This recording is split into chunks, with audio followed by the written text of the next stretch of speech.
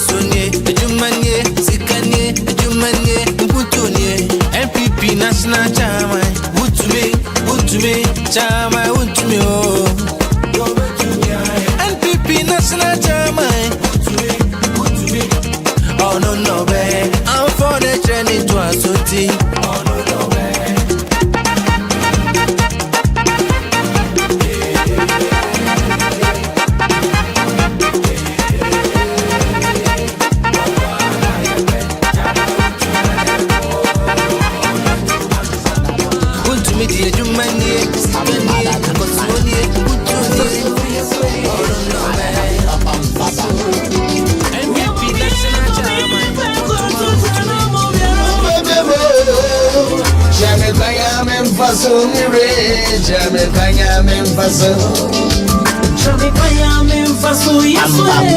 Trust in the Lord with all your heart and do not lean on your own understanding.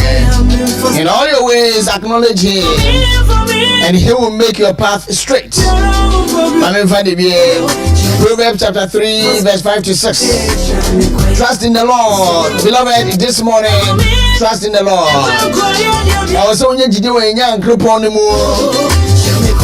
With all your heart,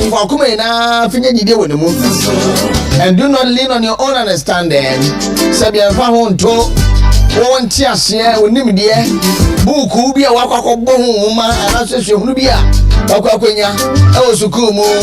And for any fact to sign him the so, and I said, Sabody Kataka Krakane Kutawano, Usika when you know, and I'll pay Proverbs chapter 5, Proverbs chapter 3, verse 5 to 6. Was a man Ganjo said, Natido Yan Krupon Kutomu, Wakuma, a finger did you when and found two and him the Usika so, and found two.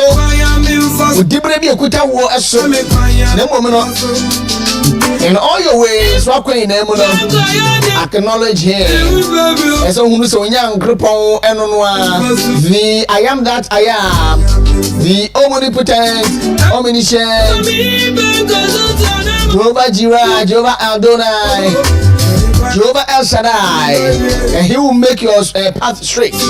And He said, okay, in Quran now, was it Hidina Surat al Mustaqim? Do not lead us to astray. If I am caught and so him, and if I am far a choir, every move fast from Ira, you know, so can you coop on fair fast? It took a Surat al Fatiha was Alhamdulillah Rabbil Alamin, Ar Rahman Rahim Malik Yawmiddin, Ya Kana Abud wa Iyyaka Nasta'in, Hidina Surat al Mustaqim, Surat al Lazina An'amta Alayhim, Ghayrul Maghdubi Alayhim Waladdallin. In the name of Allah, most gracious, most merciful. Praise be to Allah, the cherisher and sustainer of our lives, most gracious, most merciful, master of the day of judgment.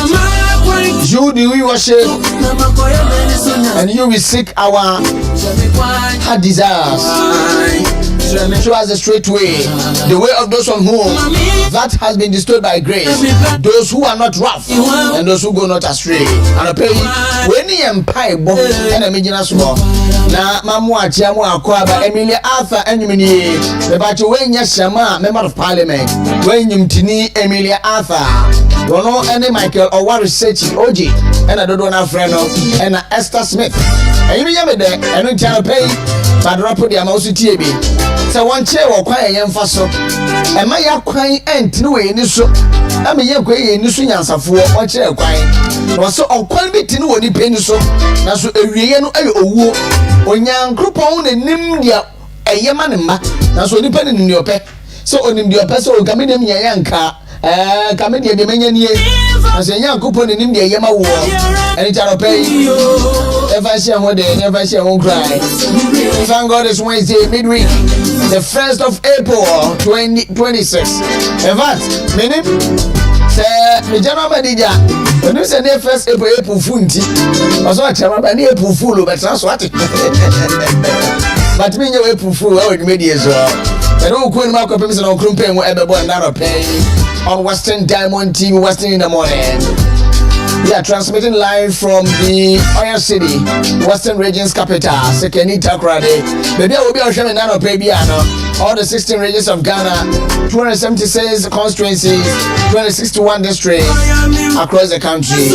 Welcome with Aqua Babona Lve, Marhaba, Lafia, Lafia Lodola, Lafia, that's my name, Matalongo, Bansama, one life, or does it for Mahima Pocano, Kakadi, Samia, Kopenga Samia Lo, Assalamun alaikum wa rahmatullahi ta'ala wa barakatuh. Wa alaikum salam wa rahmatullahi ta'ala wa barakatuh. Mini Edward Ramaba AS Anchor, the radio PRO, and they do not also from the Kubala man. And I pay Mijina Proverbs chapter 3 verse 5 to 6 or so. Na edin komo kakra.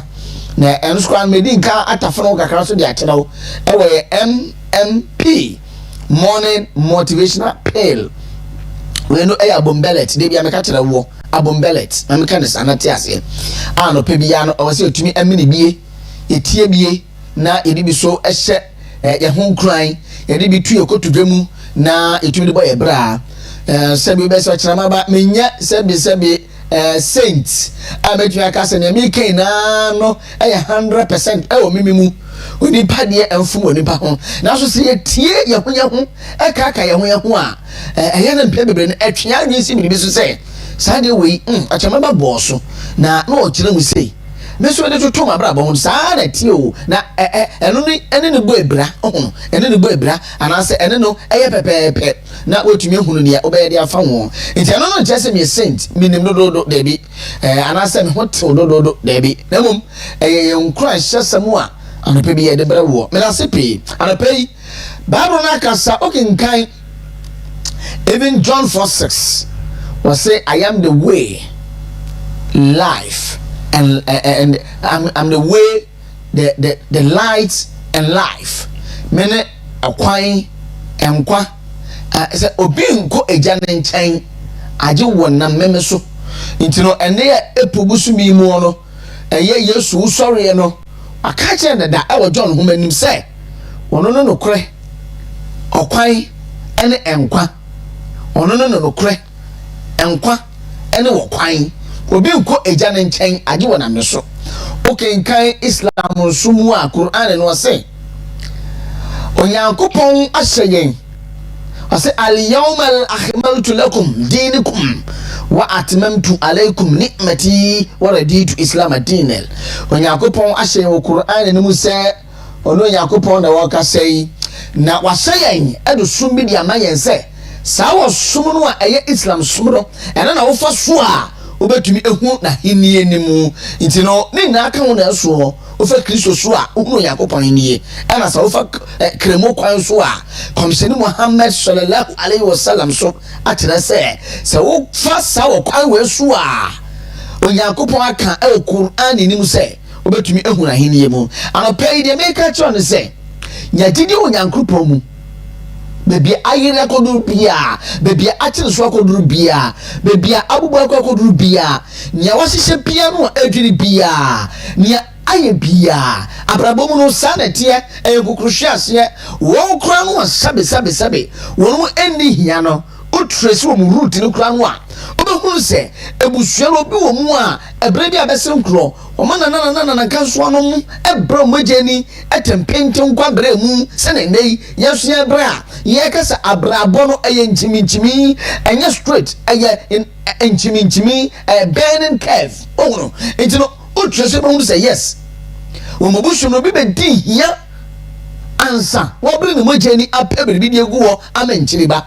nti wo kasa o media mi ni hia da yes wona woni hia wabushia mo bi di hia enti sa wo woni hia no esan se ebushia no apebiribi di ato de ma wo no sa wan hwesu ye ya o jirima o generations to come wo medi hia sanete mana no pei nyenye jidi Onyankopon se na sitie bia no papa mu oboni mu o nyimtuni ne se menyame ene wa enti mi o kire maba metie biribi ntume ama me nka se me fie bosom me ma me bi me niya bi me busuani bi me nana bi ene wo yamira bi me nka bi krada de me kan se alhamdulillah rabbil alamin ya fast na mo Onyankopon because inna lillahi wa inna ilayhi raji'un onyankopon na de mo no ase na eje it is sa ana me supervisor and do no one so atiase ana nei omutumi ka se onyankopon enim ni nechi hwi ni wo onyankopon enim eni nechi hwi ni wo enokran so se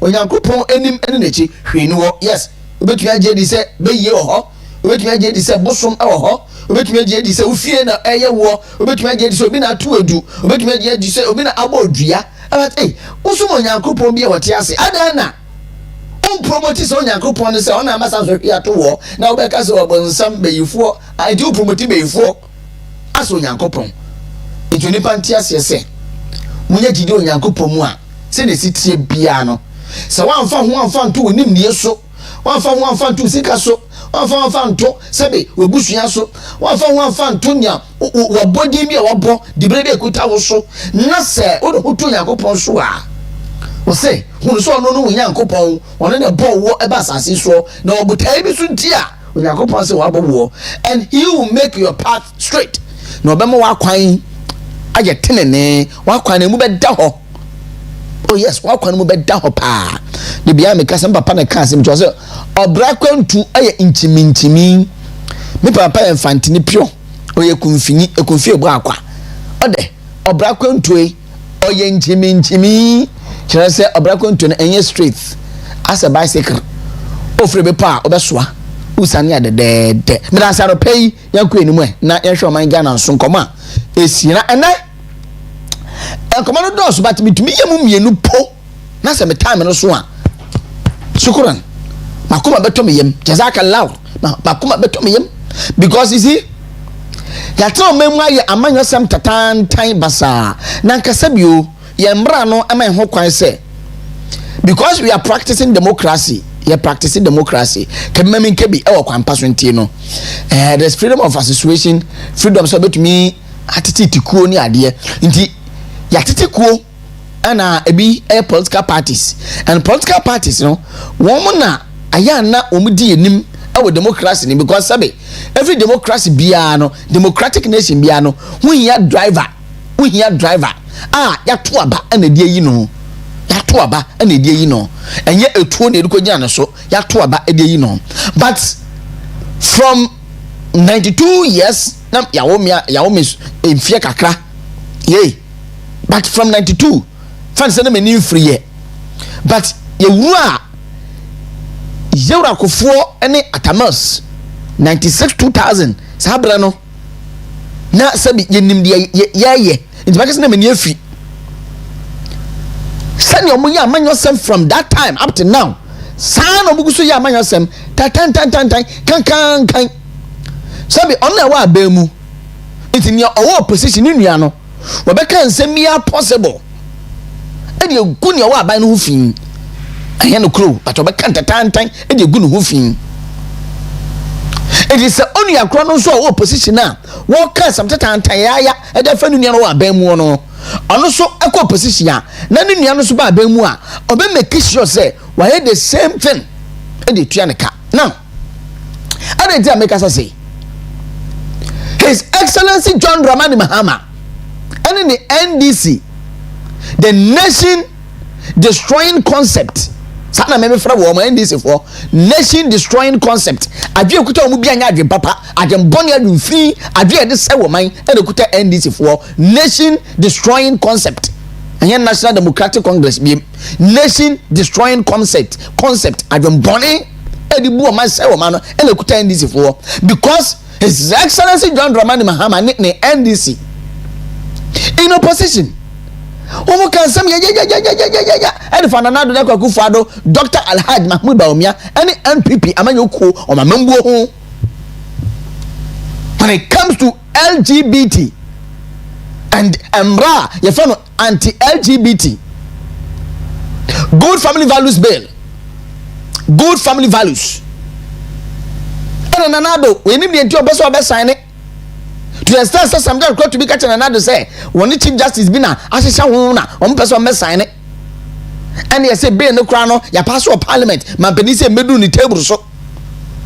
And now, Mampeni, Nanado Akufo-Addo was supporting gay and lesbianism, and each one person by sent to the bill. No Ababe law.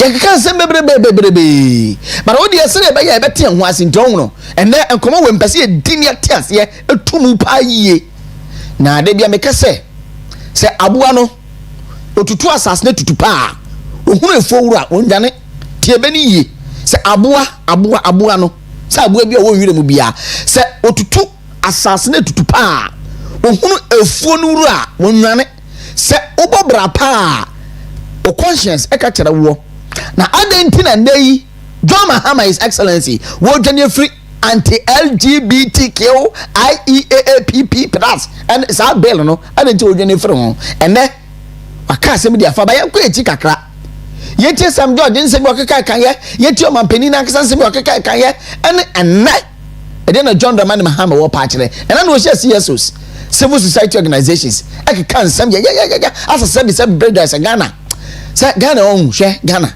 samanyofo yetumi ye bibi form ho saa ka bebre no ayo but embra no nti ama bebre na ye wo modwen ko teso no ayo betuma bibi afa ne ho a na ko meye na so adwen no embra no e kire se wo ye bibi saa se ne de bedi wo and Ghana no se de bedi wo a obi no ba beta wechi boso aya ankona mboafo enu nti na dodo na but se bufo no toso Ghana fo mu a na woro mu ye no wo de ko abatuo mu yesu yetumi no abatuo mu ne de koro because say me tumi fatuo me ni tuo me tumi fejan me ni jan me tumi fa pontimba me ni pontimba na me kutuo mampani bi afiri so na mum no se Ghana fo ye a eya abatuo mu e de tire yenso ye dibre e ne bobre me ba che enko Sam George videos ni na John Dramani Mahama in opposition omo sam fu bi asabe omo kaye e de se na is a vote to protect our culture, to protect our family values. A vote for Bawumia and Napo is a vote for homosexuality, is a vote for comprehensive sexuality education, and Ghanaians say no to Trumu, no to Trumu, no to Trumu. We need John Dramani Mahama to come and sign the bill into law. Ayazu, if you love the children of Ghana, if you love our family values, if you love your faith as a Christian, if you love your faith as a Muslim, if you love your faith even as a traditionalist, you know that we do not support homosexuality. Napo must account for the money he took on Mahama. Lastly, on the LGBT issues, I mean, if you get a nod, how far would you hope to push it? The president, your candidate, when he was interviewed on the BBC, he said he would now look into what is in that bill. You know, that's a misconception that's been put out. And I listened to that full BBC interview. President Mahama has been clear that he will sign that bill, and he has no option than to sign that bill. President Mahama will know no peace from Sam George until he signs that bill.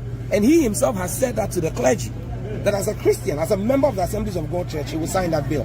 What the president said to the BBC was in response to why President Akufo-Addo has not signed the bill. And he said to them, look, what you, President Akufo-Addo, should have done, instead of rejecting service of the bill, was to have received the bill, stated what his displeasure is with the bill, which is what the Constitution says. The Constitution in Article 1067, President Mahama, in his response to the BBC, was referring to the Constitution of Ghana. Article 1067 says that when he gets to the president, he must within 14 days. No. No. Sabi on bobre bia politics mu no de ba bebo bra no. Ono na no kasa no. Na we Minister for Communication and Nesabre no opposition NDC MP. Make opposition NDC MP because na na ban na wo so. But no a member of parliament for the good people of Ningo Pram. Na Ningo Pram ma this year. Mo MP no. Mo MP no. Minim de Ningo Pram because enkra de agya ho na metibre. Ti minim de Ningo Pram. Se ne okasa no. Ne kasa e was reflect e won nnwuma di a wotie and nnwuma wo ye dia ma the good people of Ningo Pram.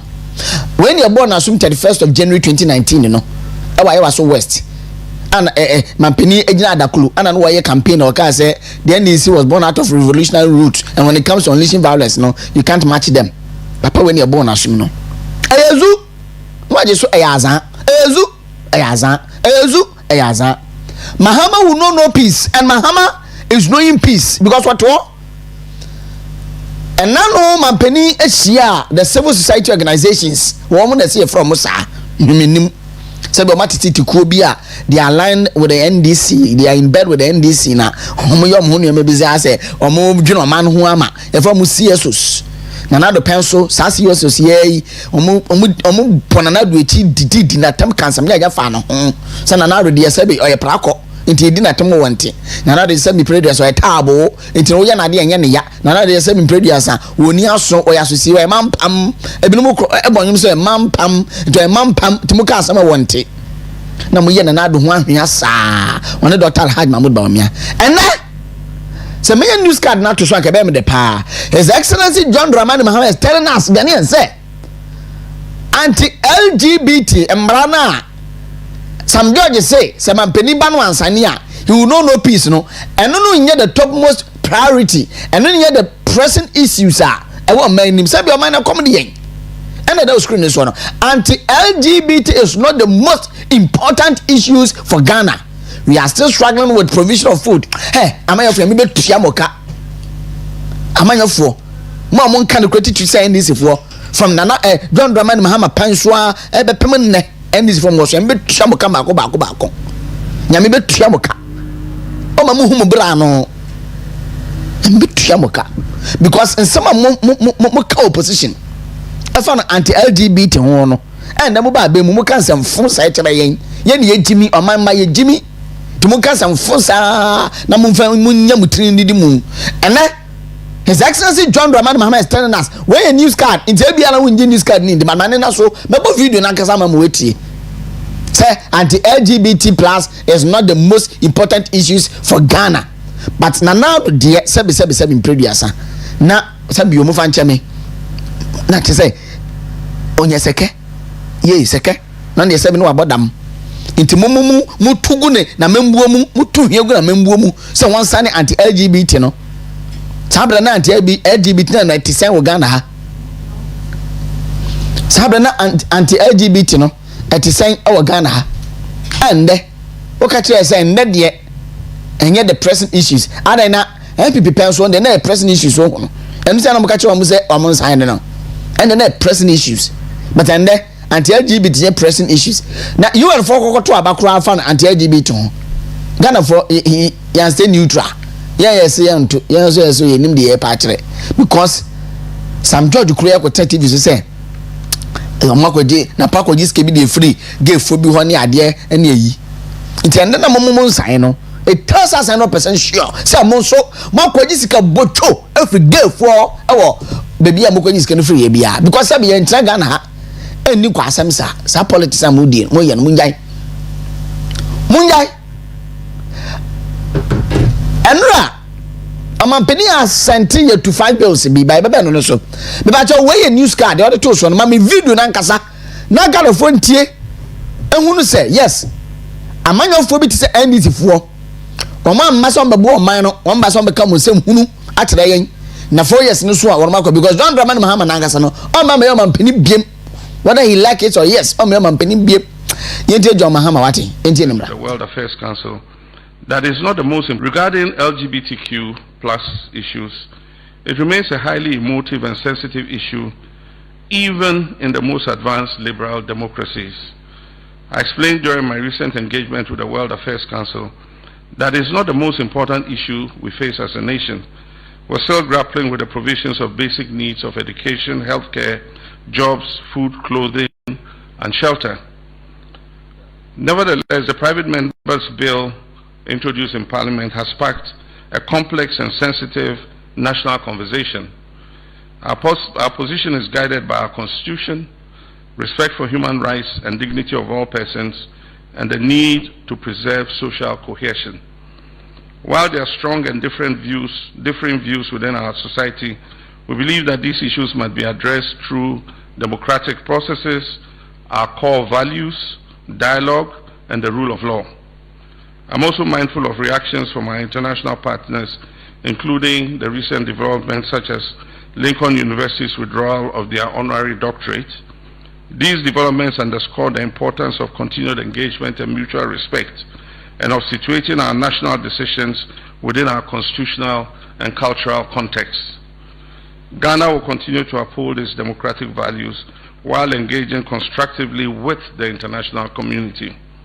Regarding LGBTQ plus issues, it remains a highly emotive and sensitive issue even in the most advanced liberal democracies. I explained during my recent engagement with the World Affairs Council that it's not the most important issue we face as a nation. We're still grappling with the provisions of basic needs of education, healthcare, jobs, food, clothing, and shelter. Nevertheless, the private member's bill introduced in Parliament has sparked a complex and sensitive national conversation. Our position is guided by our Constitution, respect for human rights and dignity of all persons, and the need to preserve social cohesion. While there are strong and differing views within our society, we believe that these issues must be addressed through democratic processes. My international partners, including the recent developments such as Lincoln University's withdrawal of their honorary doctorate. These developments underscore the importance of continued engagement and mutual respect, and of situating our national decisions within our constitutional and cultural context. Ghana will continue to uphold its democratic values while engaging constructively with the international community. Regarding LGBTQ plus issues, it remains a highly emotive and sensitive issue even in the most advanced liberal democracies. I explained during my recent engagement with the World Affairs Council that it's not the most important issue we face as a nation. We're still grappling with the provisions of basic needs of education, healthcare, jobs, food, clothing. John Dramani Mahama, His Excellency, and Otis workers. In fact, Ghana pa. But Safa video in man BM, why? Sample video in man BM. But that's it. And shelter. Nevertheless, the private member's bill introduced in Parliament has sparked a complex and sensitive national conversation. Our position is guided by our Constitution, respect for human rights and dignity of all persons, and the need to preserve social cohesion. While there are strong and differing views within our society, we believe that these issues must be addressed through democratic processes, our core values, dialogue, and the rule of law. I'm also mindful of His Excellency John Dramani Mahama. Medasi Piyaru. Mamini komo wemra na afei yembe tuaso. Enu amampeni asante to 5 bills. Emra beye enum a ya pass of parliament a. Eso odin sa chance ne beye emra pon law no. Odin sa ehye ase. Na question mi bisa ne say sa emra enum we ehia sen anti-LGBTQ plus na. Is it that the private members bill even me call court say yanka NPP penso no almost say na do say wan sign because na meto na pono so ne ade a eyankoma mu do ba ma me call ma no so na me ne the Deputy National Communications Director Emma NPP amanya okuo no yewra asiedu kokro me ne ni komo. That's a good morning. That's a good morning. Wow. Morning. Morning, what do you got? Bacha mete on kapana. Bibi aboko de. Boko. Obia go so papa. Very well. Na national te say bibi ademu. Boko bibi ko so kama. So ni say ya we aduma. And when we now about the issue statement. So regional secretary, and when young quality meeting for construction of the entire system. Oh, okay. And when we start releasing the crown, now I have some kibet me doing come on. I will be crowd yes, be a muka krama yansa. Ya be uncommon so. No, I say, Obian submit a year book and as a register no. Na yen hwe for and verification e be France ya no sa letter na mu sam ne tisen wada ma bi mu kakra ma yen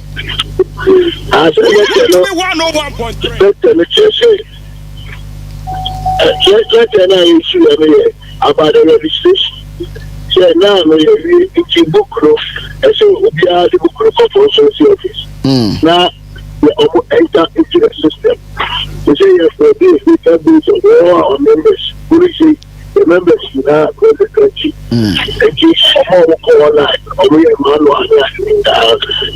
We say system. the system to capture. Okay, that is what we have told them to do. All of them is almost on the consultancy office. Consultancy IT officer only consultancy secretary will ensure they enter the data into the system. That is it. Very well. Okay, me system bibia. System verify police station. Very well.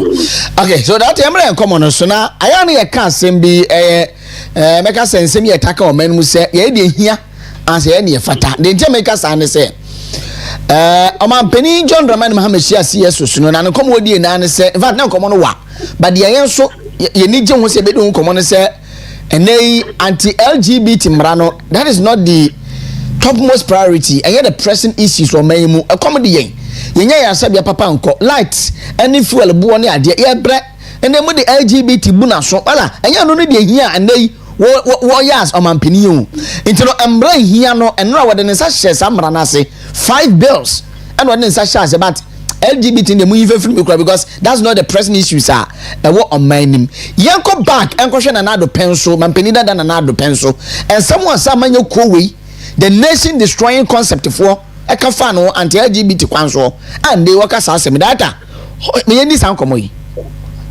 so na come be across the country say NBC4 they have scammed the Ghanaian scammers. The time say we scammers me say and no more people omo kan say omo bombe so sourcing omo dey about so sourcing enya juma o many me abi and now we buy contracts almost all of the contracts so sourcing almost now we Mama Name San George and we could get to LGBT acting here omo sign the case is I don't go that and I want to challenge the Christian Society of Ghana, Catholic Conference of Ghana, Catholic Bishops Conference of Ghana, Ghana Pentecostal Council, and all the men of God, the imams and the minor imams in this country, to call on the president. Yes, Dr. Tete. Osi Senado and Passe, they are Mama at LGBT now, or no matching across the seat of the presidency. This morning, I don't know if this good opportunity I want to call on all of them to start to march to the seat of the presidency. Because we are gotten a president here, and now or say a former, no, or so. Very consistent politicians. And I'm telling so this democracy she are very careful. Something untoward can happen. I don't care because we are watching inconsistent politicians in power. And democracy, if you want to get a stable democracy, when inconsistent politicians come to power, people who are not principled, because we are talking about principle, we are talking about consistency in governance. And then this is what in the position. Instead in everything in position from over government normal different thing over here. And mama no catch on no about this side no and then no catch better was this side. Very consistent president. Okay, Catholic Bishops Conference Christiano. Okay, previous parliament ending is a government parliament on the side. Parliament we had on the whole side. I know, say, private. So if it was not authority, what was they calling the previous government led by the Lord to sign? It has you scammers. And I think they're going to punish them in 2020.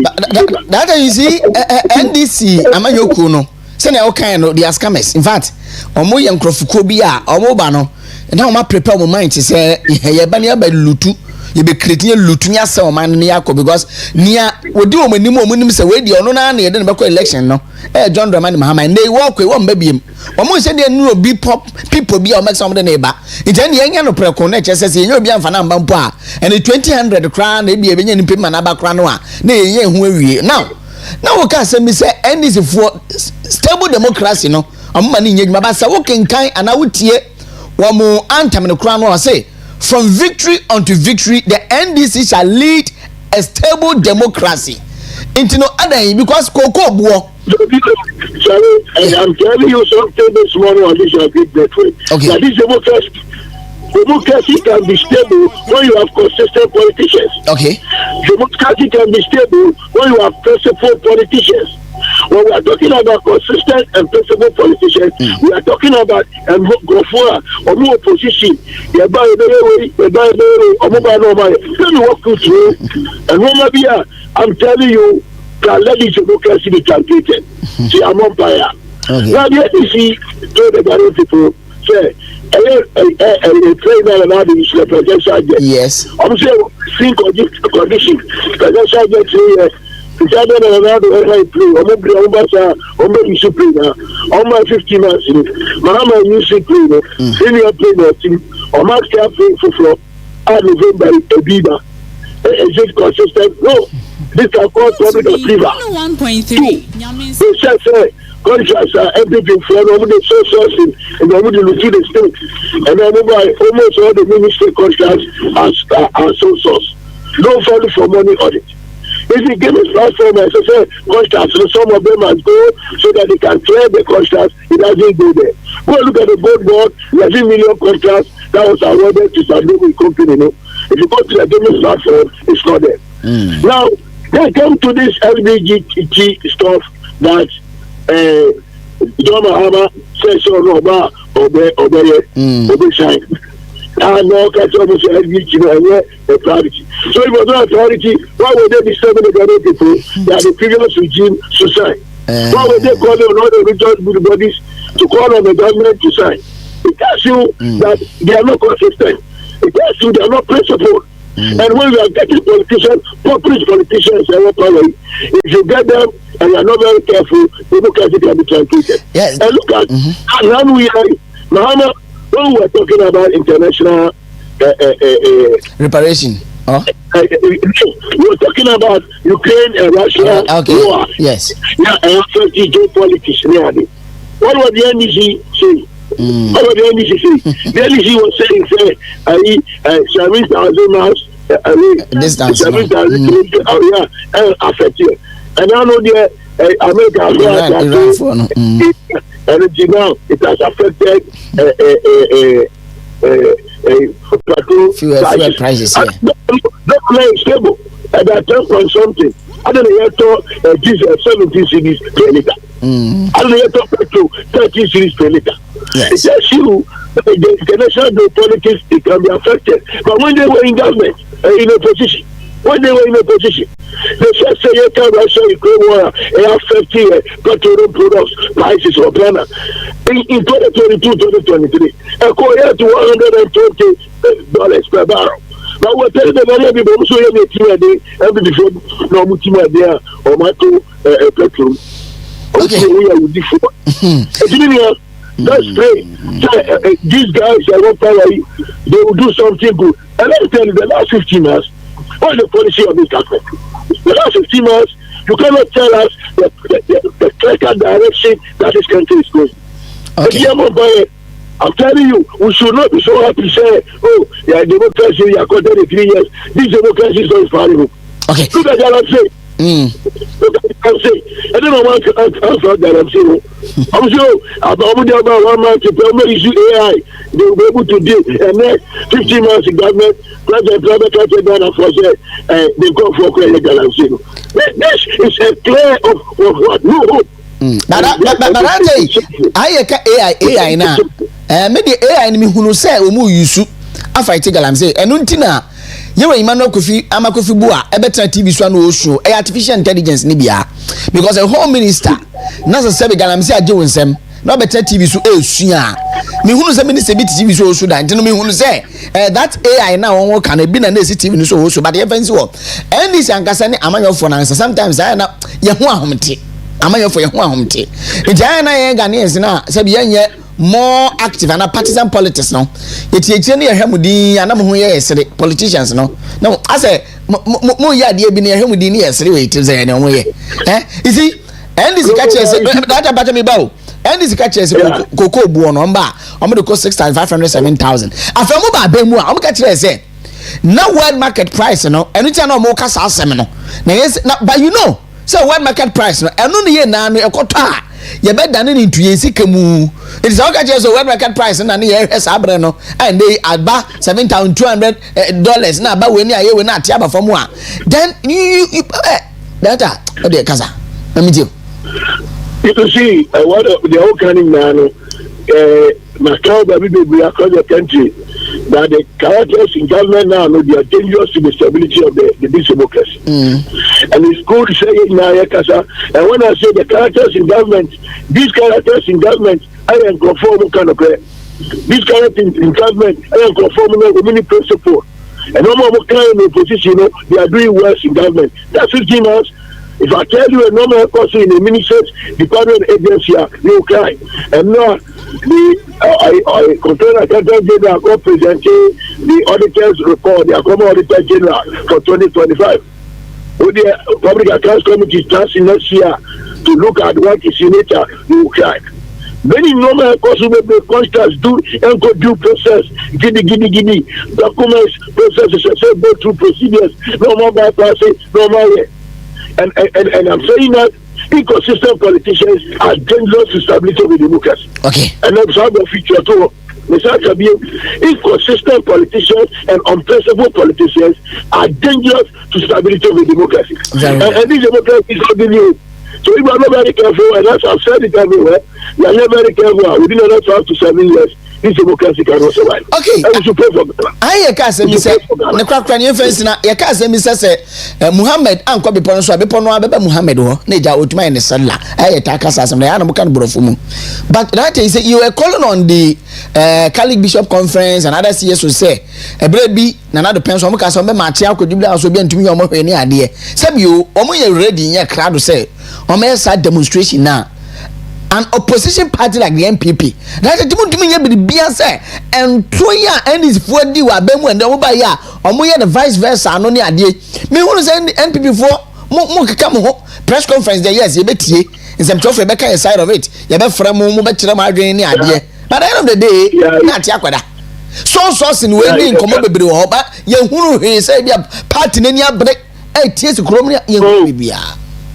Oh, we have been doing our best. The party has been doing a lot of things. The parliamentary party, every time the parliamentary party has been press conferences and others. You know, the states are not so good. And we as opposition don't want to get unnecessary tension in the states. Right. That is why normally we are a press conference, normally a press conference. We as a party, in the coming days, will be coming out with a lot of strategy to put the government on this stage. But I cannot disclose it. Yes. But data, if some judge was, if some judge alone was able to lead demonstration with our software idea, you. In the coming days, you'll be seeing a lot of things as a party will be doing it after the Easter. But what we are saying is, the CSOs and Funi imams and Mullah imams must be talking. And this is a Jigua, the consequential effect will be on all of them. The hypocrisy in this country is too much. Okay. The praise singing is too much. And I want to call on all the leadership of this country. Okay. Especially the chiefs and the pastors, the religious bodies. That we should stop the praise singing because this democracy, the Jigua, the consequential effect will be on all of them. It will be on all, if it's a democracy in Jigua, it will not be on the podcast characters alone. All right. Policies involved. If this democracy, the stability of this democracy is affected, all of them, there will be consequential effect. So that is why we need to call these proper politicians in government, these inconsistent politicians in government, to begin to do what they thought they got everything. All right. They should do what they thought they got everything. All right. Because it's okay.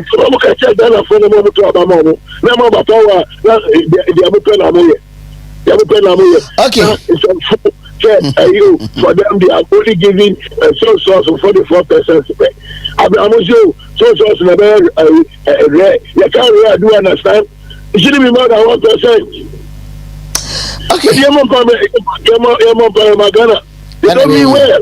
All right. That's what I'm saying. It says that the government is going to crumble and everybody wants to take something. Thank you so much. That I'm not saying pay now. 15 months, just 15 months in the and look at what they are doing. Oh, so sad. Thank you. I'm saying pay. You ever see? I better say that to me. Why? Sure. All right. So you're a Seduko Crew, a Deputy National Communications Director, Emma NPP Amenyoku. de bia me kasa me party NPP kasasa you see NDC for almost strategy bi e ban bi say ya omo ya de on pa onipa ba akofo betumi lead demonstration akotwetwe asofo bi o de fa ne say asofo fi offer from ne dia compromised fan say bia ya indi su omo fan sa say ya indi su omo ya ko e pe bi dia show ma funu fan sa just leave them, do your own thing. Now the kasa na a press conference yeah read the NPP we say be from one be chairman radio studio ha and ran on asa baba ko for me lead demonstration na NPP mo say mo dey mo be say critic chaos bia and as I'm doing the demonstration critic chaos and the LGBT John Roman mama ka say enye the topmost priority enye the pressing issues and how am I no enye o man na hia sam nti mo fan so honko fan free so ne sonko na omu yo matintim ayi anthem say arise for Ghana, ye patriot of the land, towards and secure your future, the development of our goals from victory unto victory. The NDC shall lead a stable democracy. No matintim Ghana and the LGBT is not the most important issues for Ghana. We are struggling with provision of food, education, healthcare, jobs, etc. Just say and so I can I don't know hear yen as on mine. But I say, but I know the human penny no was sent to it. Me say then command doors but to me the look random time so me okay. O man penny LGBT yano enye ni priority. Na you go kwa do ka say bi abana yen shan try kwa do ni se benya na wada roma. My friend wa yen yano but yen try se benya no na. I say asamu a John Dramani Mahama kan fa LGBT hono. Why you shock price? Why you shocked? And why you surprised? Shock price. Abana say no afi kanema penny atamans wa fi no. Na NDC pa jeje NDC atamans NDC anu ni nie na jo Mahama bia ba sabi na nsem wo kakro no di agro ase Mahama wodi yenka na Mahama we sabi serious there man penny yes metiase na membuo mu na mekan o serious say obi akaka Mahama wodi yenka na so koja platforms Mahama wodi yenka say bibia anya no asem hia eno te say menya bibia anya ma asem hia ete say menya eno man metumi abubi now bills are eno wa sent ba to metumi the video na to so akeke na membo bills na nra osensan ye no 5 bills eno na man penisi hia no me de no besi na afia konkomo fros 1 Security and Intelligence Agency Act. Security and Intelligence Agency Act. But yes, thank you. I say yi Ministry of National Security. Yay, yi ne free say. Okay, I'm no removes the office of Ministry of National Security and frees the president's hands to appoint any minister to supervise the security. Come on, penisi anu ni yemre ehia no into what such as and what they kire no. The atosumienu University of Engineering and Agricultural Science Act. I was over see 3 universities been here and ehia no. 3 Growth and Sustainability Levy Act. Na 3% for mining companies no. MPP penso was na ye 1 that into the ba 1 back. 3% will reduce about 1% and no ehia no for mining companies. Say omo mutia ema ban no ene hia no 3 and 4 Ghana Education Regulatory Body Amendment Act am penisa no ye pressing issue topmost priority hia no so sign esa man bebo and the last one Ghana Deposit Protection Amendment Act. Even the first one, Security and Intelligence Act, ijabaku mu me fanfa was say I don't know ebe change edina NPP for the Bureau of National Intelligence BNI no a omo yen NIB National Intelligence Bureau no was say no ehia into assesa no into they call BNI ne back, that is Bureau of National Intelligence or they call back because NIB bank no any NIB security way no as a go for difference to aye and a Ghana Deposit Protection Amendment Act and also what in such as into way and emre no mu man pene say the topmost priority our my Ghana mu ya da say somebody dey bia mo ba mo ka say e ya 10 ye e ma Ghana fo yɛda ase sɛ de bia mo ba mo firi sɛ mo na mo nim yansa yɛda ase sɛ de bia mo ba mo mpɛ sɛ obi nso ebe kyerɛ mo nneɛma mu nneɛma nyɛ yɛfa no mfɛnsi wɔ wɔkyerɛ wie na ne no ano no eno ano no now asaba ko so a yɛn as nsantwerɛfo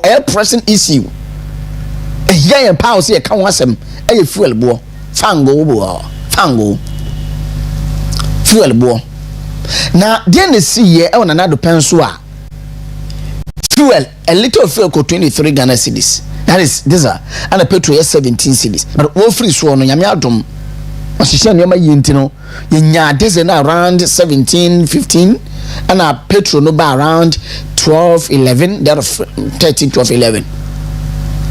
Deɛ ne si yɛ but ne yɛsi bidubia so ensi nti no na nka won sɛ fuel bo eduru saa mede ka ka kyerɛ sɛ aboa no sɛ otutu asase na tutu pa ohun efuro wu ana efuro wu ana ondwane it is like a mo bobra pa Ghana for kasa mo ntata wo mo kan nsɛm bi mfa Ghana for wo sɛ Ghana for no kwa mo pe kasa do mo mfa national security for me wo mo tutu asase tutu pa because efuro wu ana so ohia obi obedo de ama no ohia obi obetumi emuntum asase de ama no and say we abo no bofum na so muntum asase na muntum ne yeye a ene ne efuro no hu na wu ndwane because we yedwuma pa de ama no and they that sorry ya wo NPA, National Petroleum Authority, NPA. When we increase the fuel price floor no for April window no, and then first April. Now, menam kwaso ameba, me check him out.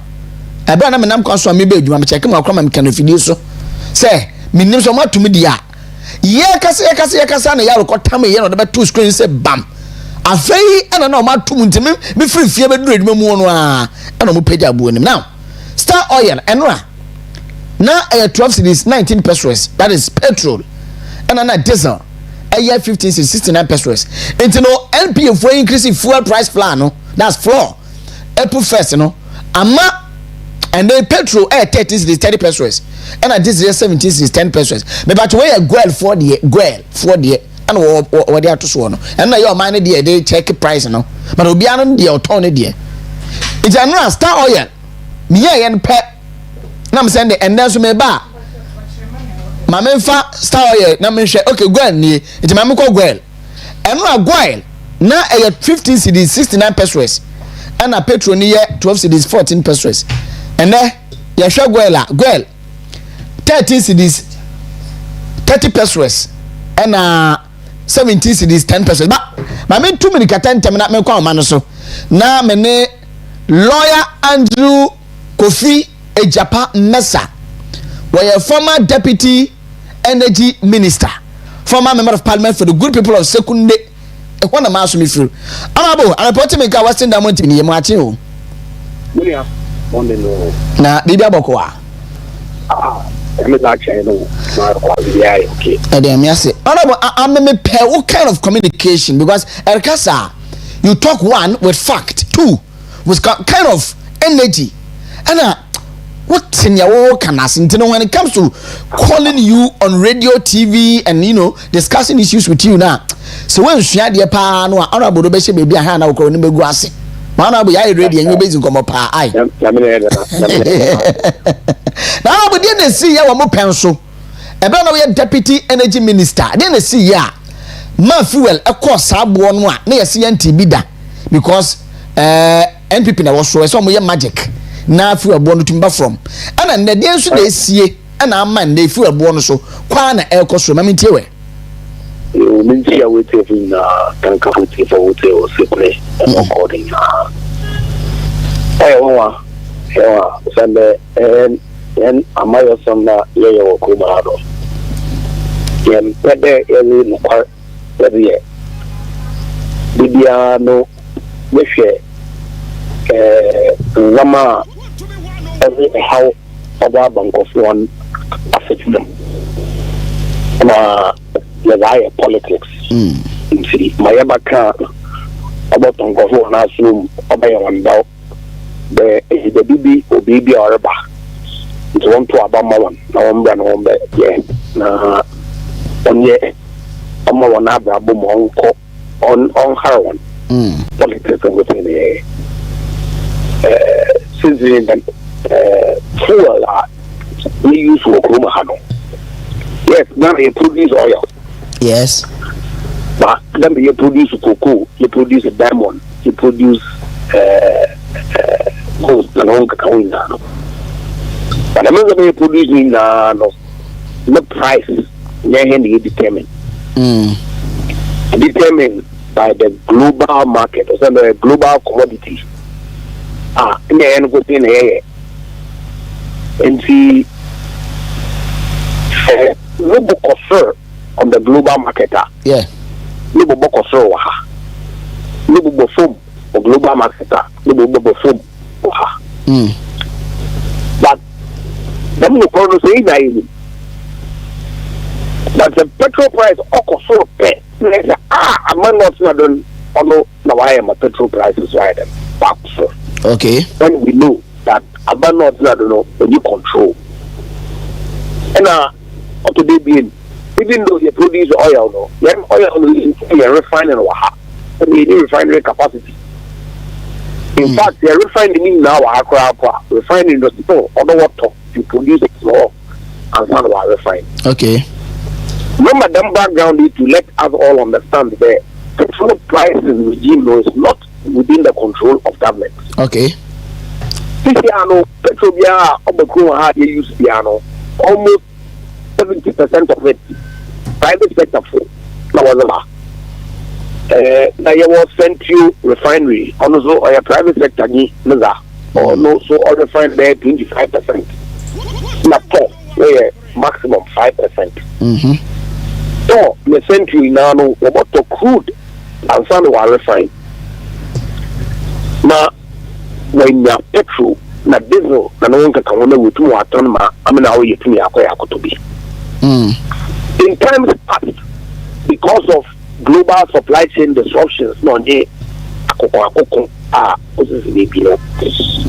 petrol price or crude price or rising as high as $120 per barrel. Wow.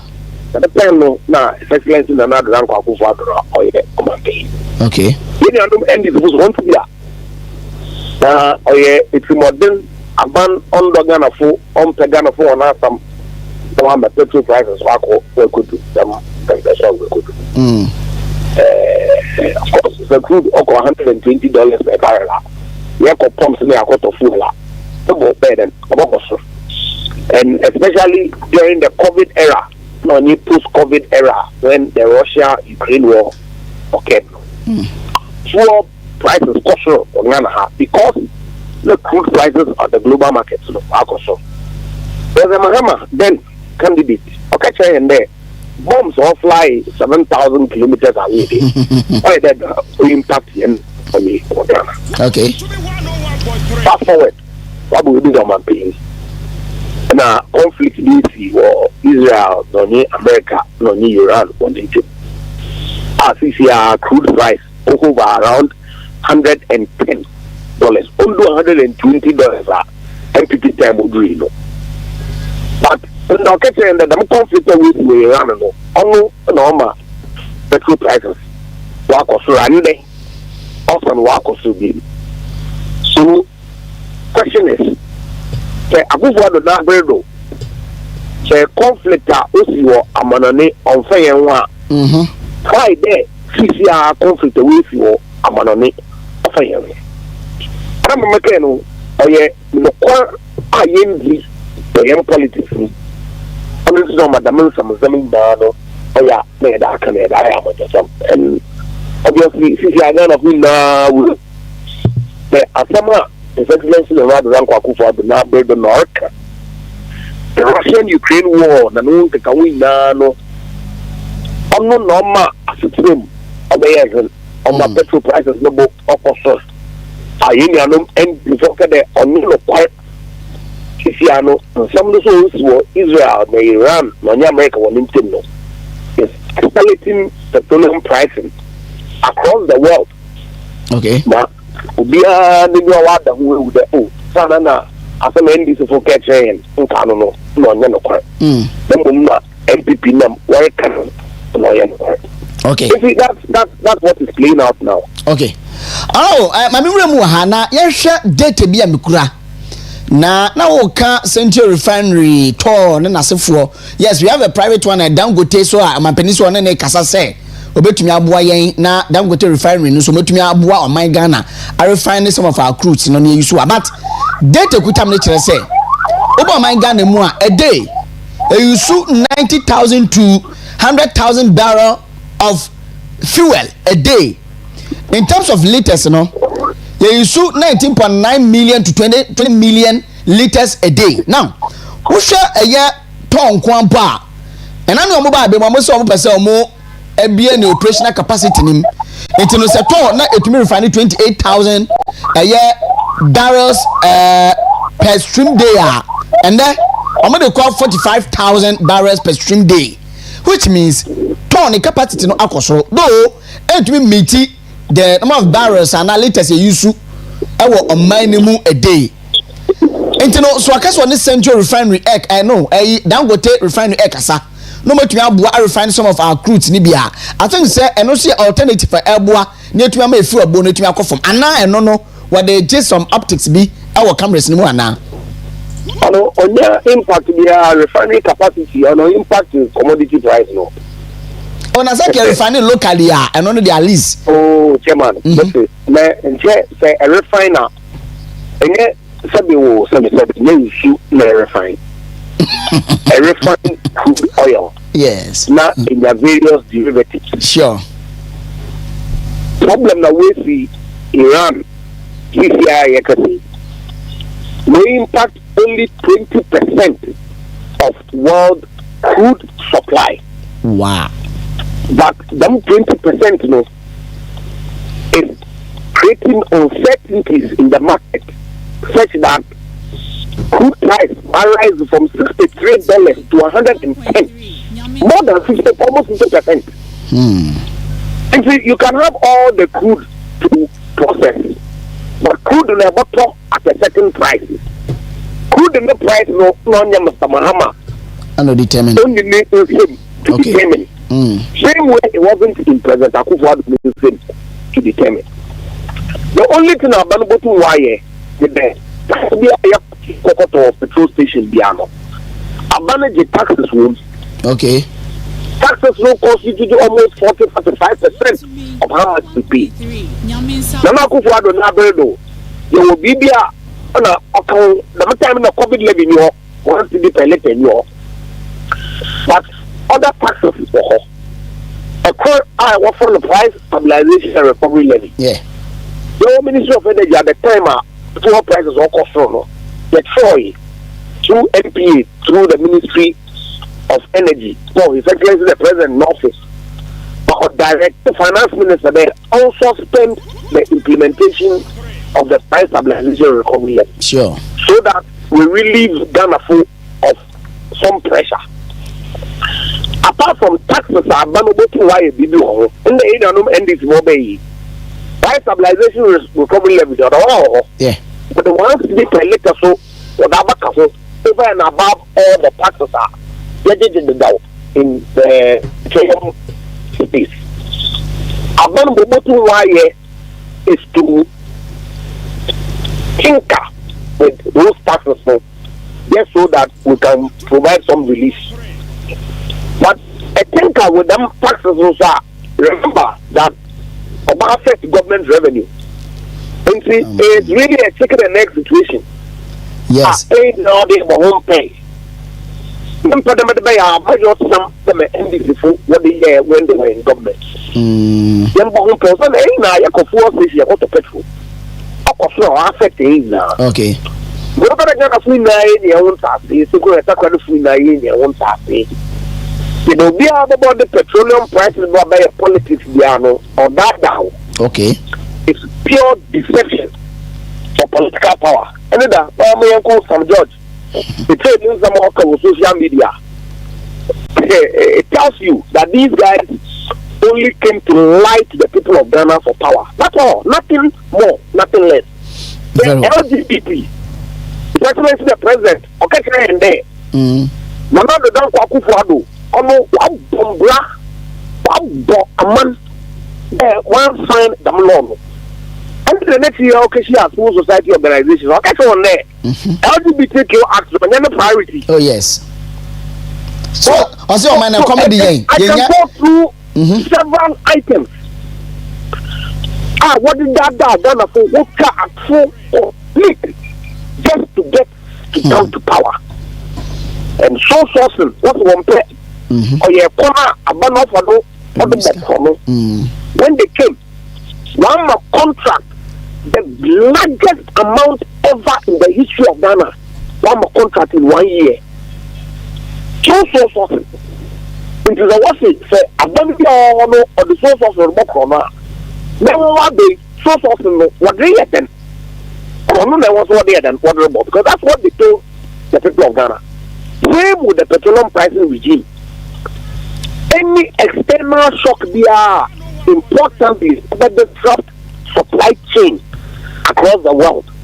But impact Ghana, impact us in a negative way. It will increase the price.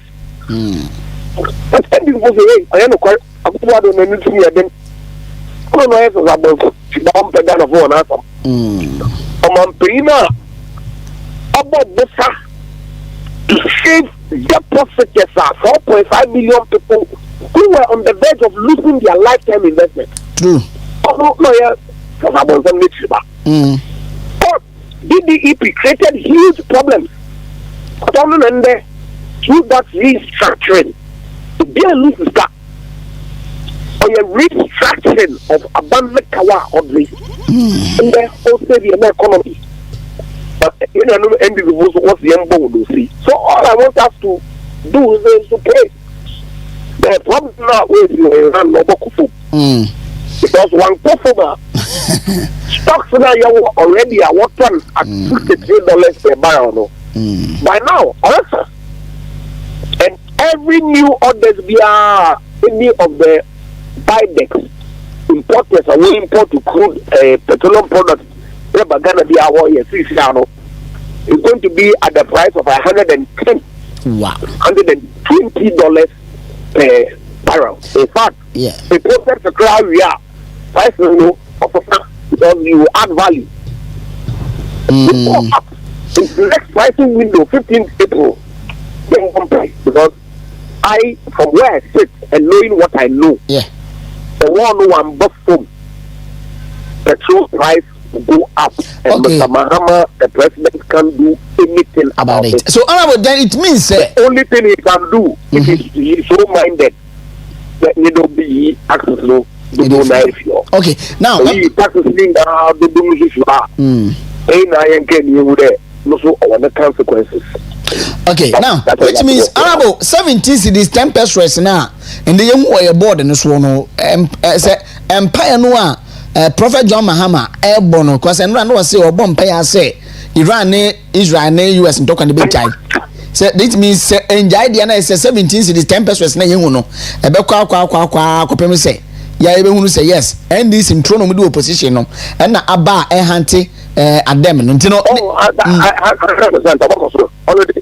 wow all do now here china oyi COVID-19 if you COVID-19 once you get a letter right yeah doom so 11 yeah doom so 11 so doom so 11 American check over the week doom so 11 no ono once you get a letter yeah if you do 60 hours about 60 per liter into across all 20 25 in fact analysts will project there crude looking with the 200 even at the end of the war because Iran the follow one spiritual leader has been killed and number no other did that this and what they are passionate about death as we Christians and others are passionate about life.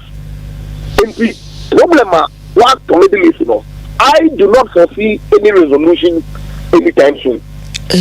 And the more it goes on, Mr. Mahama, Aksono did one now. What to Abaman? It's what is laying out. All right. That Sana no new control, and Akufo new control. Now, for no need more than usher down or to petrol Magana for one watch on. In the heat of the war in Ukraine,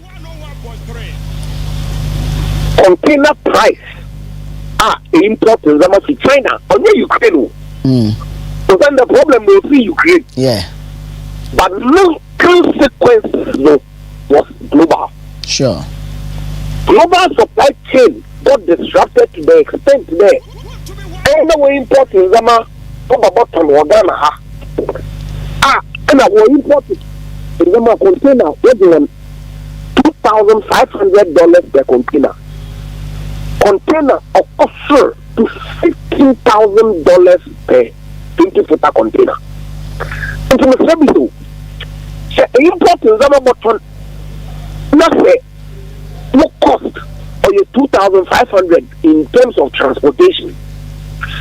No cost because of disruptions. They increase from 2,500 to 15,000. About 2,000 cost of transport. Another they increase not only 15,000 per transport cost. That's why inflation went up to 54%. That's a but now money is done. Now one inflation we could 54%.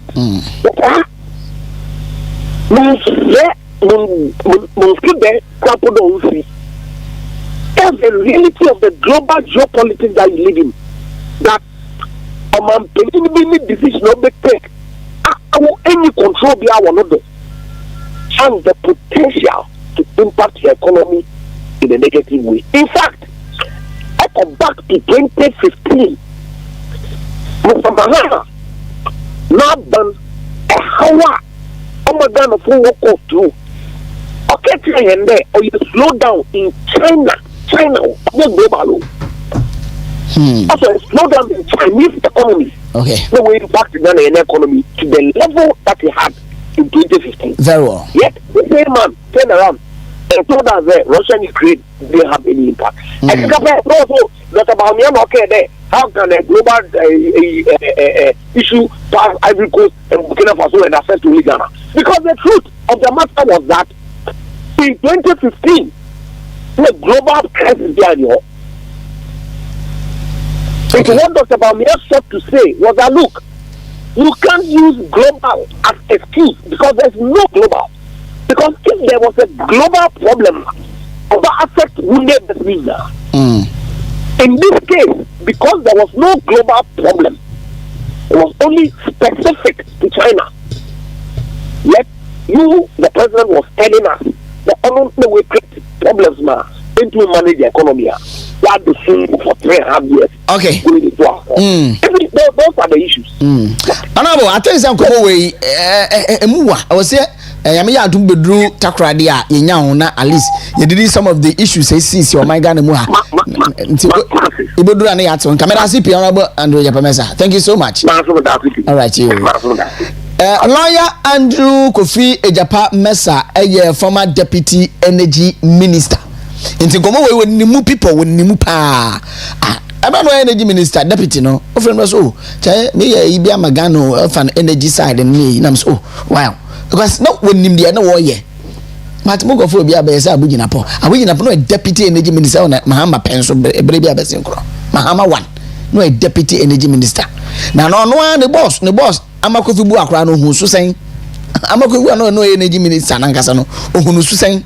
E na ne deputy anu kwa ne secretary action nse ne ohunu so sen na ne deputy ne yero kom na don ko de o ni pase former any power minister o ni pase basa dum so mentumi aso me ko anu ko ye okay nti komade ba no ya se benya adorafo nso nkabom ko ni bia alliance of GH wo so de krata de abase de ekoso no can 30% and almost person with the toe as and a GPRTU obesi agibritu of TUC of TUC GPRTU of TUC almost say omuko and shimubi omube convey meeting na enu etire no meeting mu sam na mo de abrayen na etie ne GPRTU for so etire and you know say Ghana as a GPRTU eto asentiade mu a all the transport operators ni na unions no bia betu ne die mu GPR tinya tum nkwa de a unions no bia betu ne die mu enti no True Drivers Union, Alliance Drivers of Ghana, Committed Drivers, Concerned Drivers of Ghana, say unions ni na Protua omu na betum enti no GPR timpa na yebo say omu mfa kese bia ntum de omu ntum omu mfa kese bia a kire so bia mfa ntum yesre mo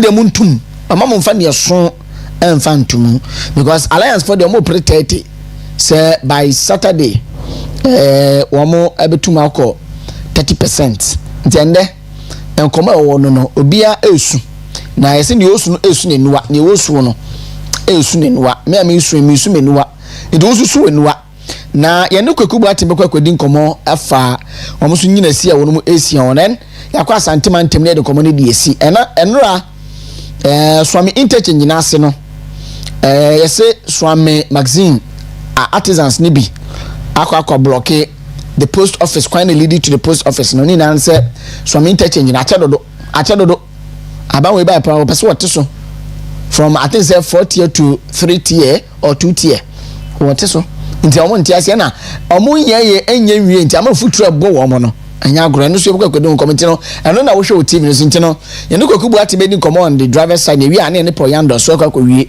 ewo nia enura demonstration kakra course so ewo swami interchange no as we look at this interchange na yese Takoradi die ye kwa de yakropon adom Takoradi die Kingspark yama na baba ya ase na menti no futuro no Kingspark ya ase no fine but interchange na so na ase awareness. Now 1st April 2026 Alliance Drivers of Ghana and Omodekratwe ede aba na headline say Alliance Drivers of Ghana announces 30% increase in lorry fares due to fuel price hike.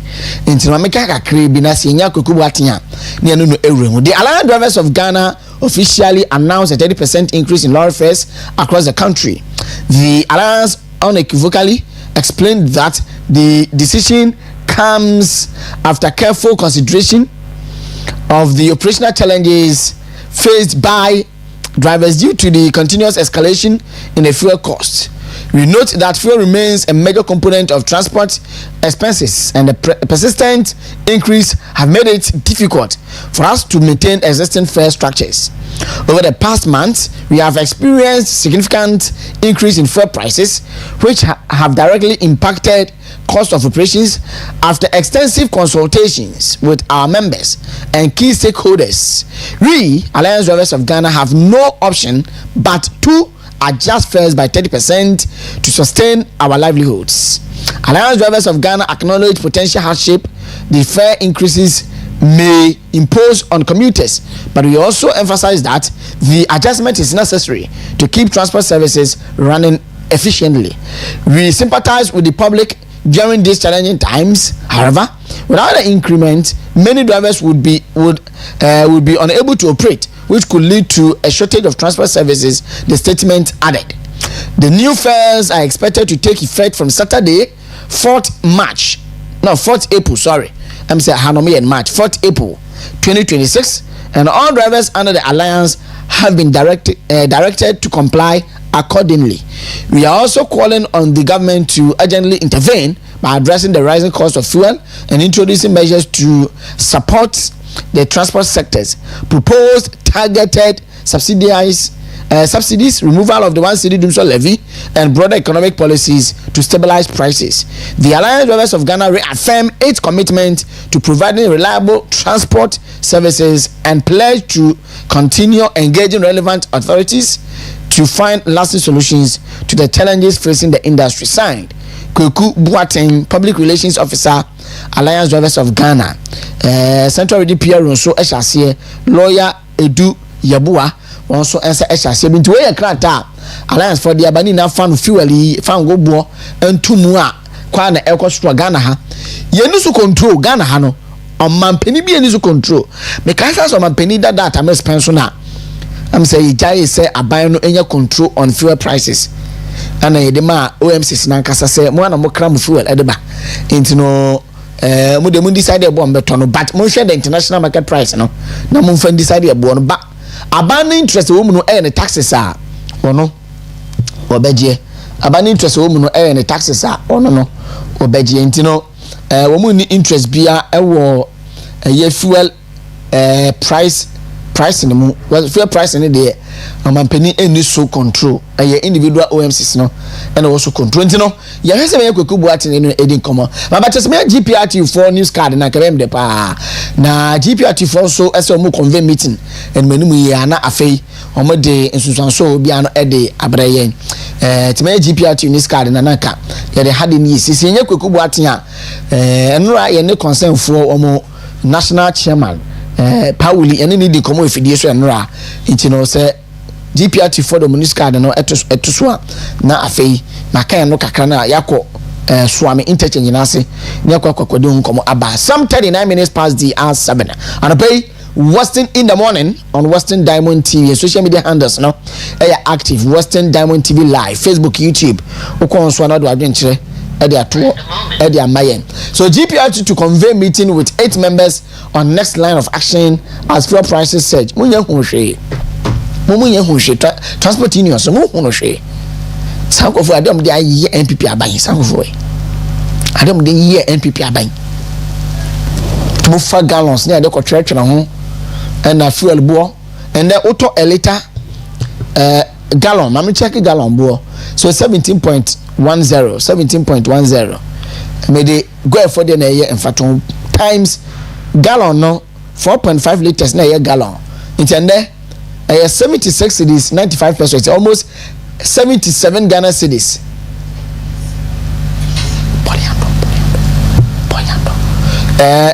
okay so 77 Ghana cedis a gallon of fuel and ne yeto a gallon no enye kufo gallon ketwa na adon for no mubugu mu no ketwa no me da se so now so new general fuel prices effective 31st March so that is enra 31st March super we star for crowd dem we am see you because star for ade be mo de be ye Ghana for no amuntumi continue no because if you say mo fuel no munya free say be mo star oil maybe am mo depot no fi say wana munya no mo na mutu no refine wo ana me fi say star oil for mo na mutu mo crude refine awo mo depot no ana me nim say mo so mo kra into no international market no affect them na me nim because and this for France yes baba na me say star oil managing director me the guy question political background me hunu say bia ye this ni me hunu say me say afa na me kwa the guy akọ na ha me hunu so ye this ni because and this for fellows kwa cho fosu no benefo binum ni ade a omo party nim e France baba ana omo ka kire say omo mu fuel no ne bo onye den into no say ukra 9 cedis 99 pesos a ubenya petrol a liter ato ukra 10 cedis 24 pesos a ubenya diesel a liter ato ababa and the afei eni na samohwe amukwa na omo de no bo de crossing even gwale de no star oil and they omo petrol diesel bo de crossing gwale for de because star oil ton diesel liter a liter of diesel was on 17 cedis 97 pesos nasa gwale ton 17 cedis 10 pesos and but one day na bo den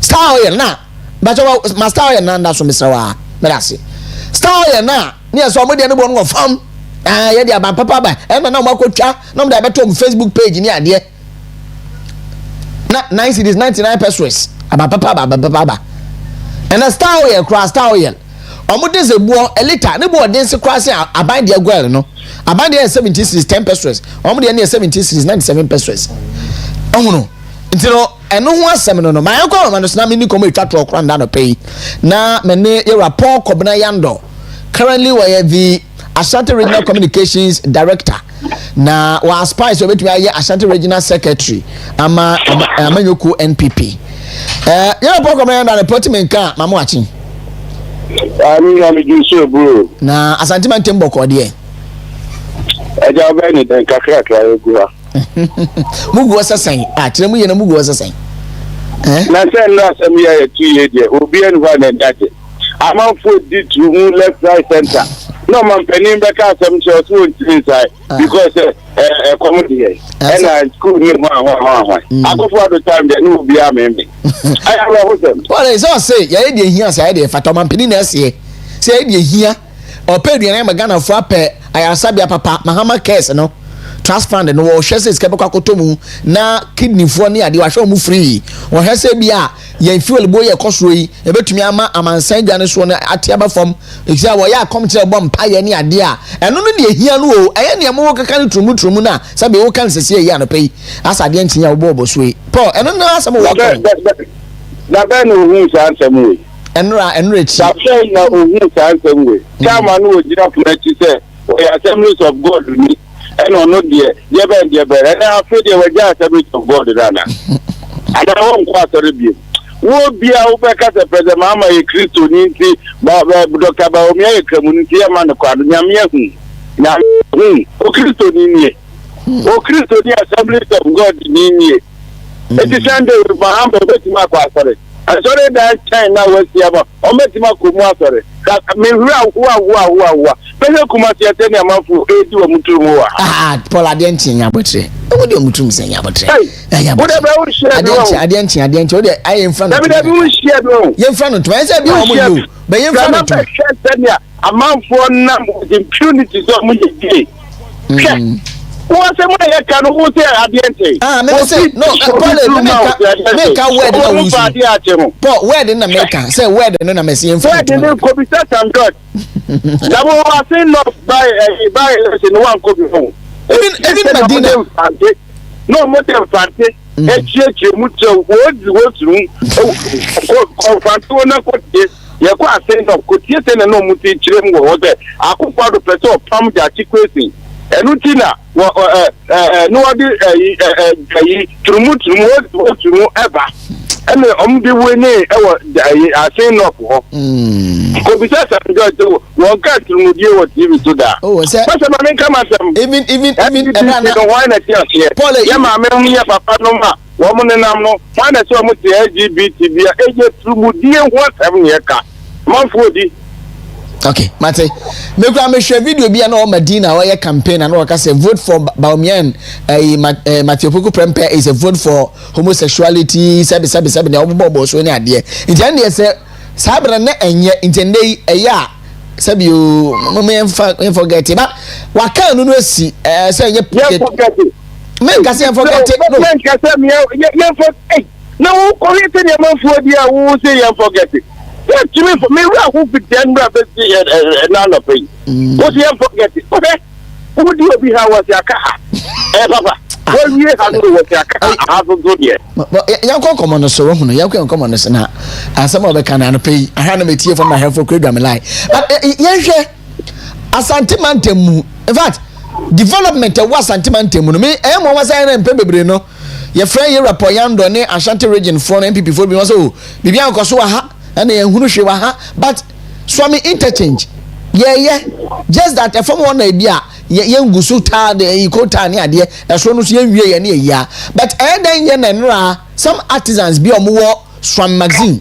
A demonstration, a broken coin say. Interchange a delay to Jamotion complete here. And I show video similar idea. What young commandant is a Chechemukakra? You made us to Papa. Namabu Mabaso, I've been dreaming. No, I can't get you. I'm going to kaya some or Ashantimantem and Yamisha Papa. My member Swami, drivers, unions, a woman, and artisans. I am trying to say, Swami Magazine, one more, Eshkena, almost 60 cars in the day, a year fit up one more mouton, spare part of one. Yamisha Muka na member Mabaso. Oma chete asantima impuntu eda oma kumasu.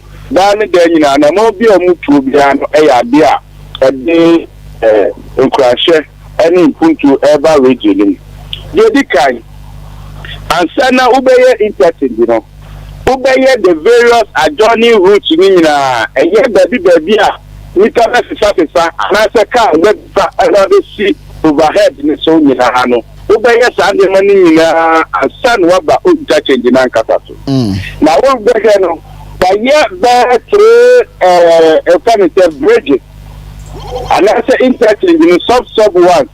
Anuman in Quanta Yabi. I was so cool Quanta Yabi. And Naduma so Yayaba Hozo Ewo. Yam Bia no to 4th year. It is no level no Nayasa, Yade call 4th year no, I was Swami interchange, you know, and I said Swami runabout in so. If you lay every foundation, say I didn't know for na enco. Now, it's say yes, I did not enco na. And this is for every year, who say, I did with yeah, and I did Munyam Shakes, your father, and the mem. Any teacher, one more about the fact, so I'm interchanging so about the senior qua, who said, I quite know now who goes to the moon, who call a you, or blue, who caught a chima, who call you, the phone. It's idea ever serve a greater purpose. It is 2070. Almost 8 and then 40 years better. Never know. Almost about do start 3 places where I'm a from. No, my 2 years. What just say? And you can once and net happen or China. I didn't say that for or you don't do it. No. Almost you don't do it, you know, say, and now dear Mobet was and then watch that. If I dare my cry, contract 107 contracts there. For I am now so soft, you know. But Kukure, a cat I deal with him. No, here, almost cry a more contract. Dear man, 100 billion contract. Now do my near back of it. Now, I have Rambo contractor here.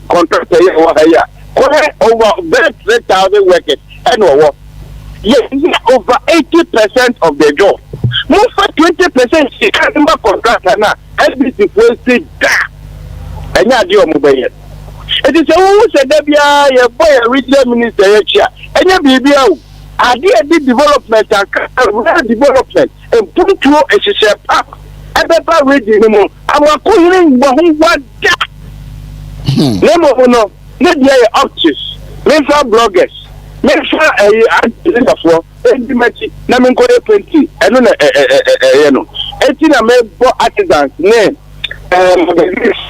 transfer pass, about to say, here, say, send your mamma here, and your foot through a cool the foot through a cool I just said, asthma, Yaria, dear. At TSC, Swami magazine. Wow. Be a boa magazine. Oh, that's a foot you know, any person he or no air to get one. What I said, who know about to know boa a Henry Gusto and a pay. What I said, if you are doing transit, and my Yadian say, and my young woman go all because NTC are banty. Okay. It's one way a demonstration, Andra. Bet was one net. So I copy to ban the to pray. Okay. What I say? Very well. I'm about hobby. You say a new project to be our Baba. What about so about all? I was reading I can't tell you about. No, the could not painting. No man a brush, man up painting. So I'm painting and look before there. Yeah, who do you buy it? 80 years, man, share. I don't wear air cost one. On channel no contact ni kan wapa. Okay. Ko be oba the commission na ka here. Thank you, Paul. I hear 70%. Okay, but 20% are let for them. Oba na ka the commission na ka here. Paul, ma mi remu ha, but ya right now the video na to so ma me na nkomo yi. Wo mo afi na follow ye na etumi hu de ye de nkomo yi. Na Paul, ade ba kwa me so ma hwe ne say. Oba yen Takoradi ha say ya, your PTC interchange. Dr. Alhaj Mahmoud Bawumia na gina emu ma mampani ekate sword no on the 15th of September 2020. Swami interchange yeka wasem yi mampani dada na nkase na gina ye ekate sword 18th of October 2022. Paul obi be say on interchange no mo kate sword na ya na enche dodo because from 2020 to 2024 sabio aban free for 4 years because me kan so mo ma yen is it 2.5 years or so. I'm somebody complete. Swami from 2022 up till now. Yet you are completing a binding free so. And I also in your factor because say a binding started project be a what should not complete and I will be the double multi complete. I think 2024 my Google. Yeah, say, the penny for the don't go around there, you say, you're there, yeah, boss. And really, it's true, dear. Our bank and our government is a continuous something. Okay. Yeah, what I say. Our bank, yeah, dear, we should be here, which may really now. No, Oba, yeah, and we know now I at was. What the year can I say? Nina, boils out to the custom. There be a can happen. And then this is for crown a buyer. Tell me what $10 million. Ego. What I say, $10 billion ego. And Yakobo, Yako IMF got it $3 billion. Maybe one may get it. And now go by almost $10 billion. After 60 from 14 to 12 years. Almost somebody. Sure. Like I was asked to go here. I don't know, you're quite a book or did you go or Munster. Okay. It's never any blow. I need a better bet. Now, yeah, we can years that and then can't see us.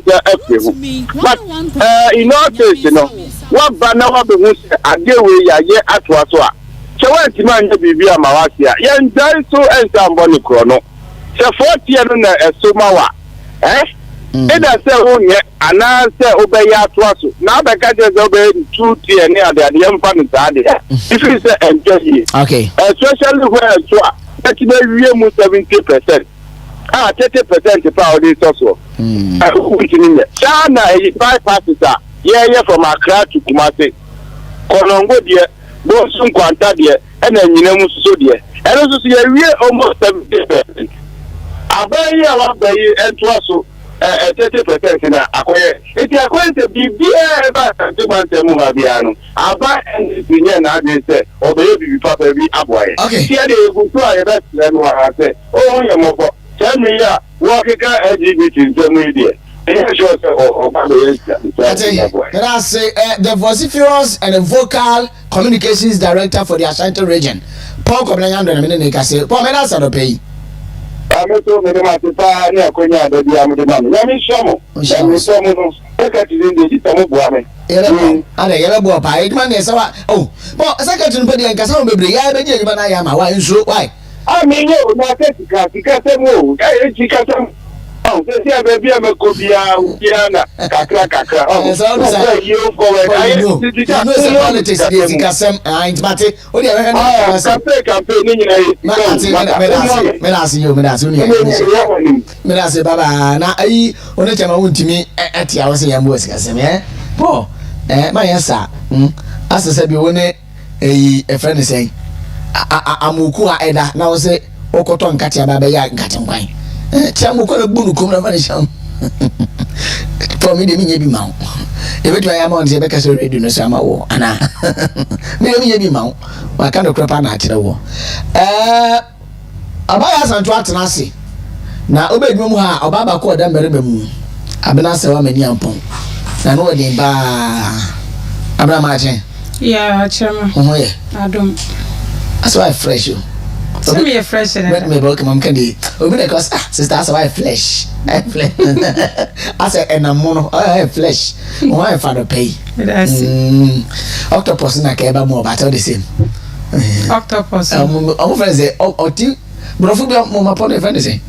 Oti kupo so say nkwana na wo kan wa say that. No occiput, I think that one butiko forehead, where your forehead. The forehead will be obio. The Ayakasi and a bro for I make a form of mapo and I make come in. But I don't know, because about winning Macron when you say, oh, that be what the old day attach a man or money man. Okay. And yefe. About the also in your maca crack. Aha. So in your man, about Mama Talo flat the very well. And now I was saying, oh, I don't know, you know, I didn't surrender. They say any deans and Saba and Papa. It's no, that's it. Maybe I didn't see him. Me taka was empire prepared no Janice you know. Prepared no Janice you. Otoya nasa. Otoya nasa. You see about Papa. Now we were expecting something better. Saba we na breso because abanda dan na ye hu no omo ma ya wese no no nya papa Inti yen system. And the yensu yesu Bible crack and say yensu ahum nyina hwe. Inti ati sadia sanko fansu yenchi and ye sanko fa NDC. Inti na you expecting say ade na ye experiencing ye na ye enjoy under the previous administration na we no ka say enye no. Now we were expecting something better but we don't know. The ecosi. Yan say prepare the enkoyi.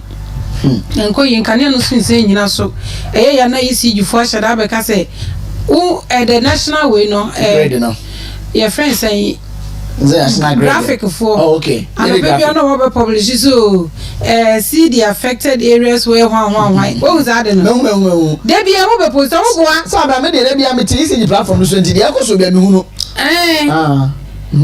graphic for abon pa o internet baby no be post so see the affected place why why boa dey be am your maintenance aden dey be am your maintenance dum so na sen baba this time run strategic papa no ni ewutemu saa uti ye yi anopa no benya ye dwuma saa sure o le chama na say ya wo de ya ta ko university side ho no Takoradi technical university ho no okay obedru ona printing press obi a de new site wo no dum like power oh wow obi o so ye wo ho no beka oh okay obedru o de obi a generators so o ka san wan ti mo wunu anti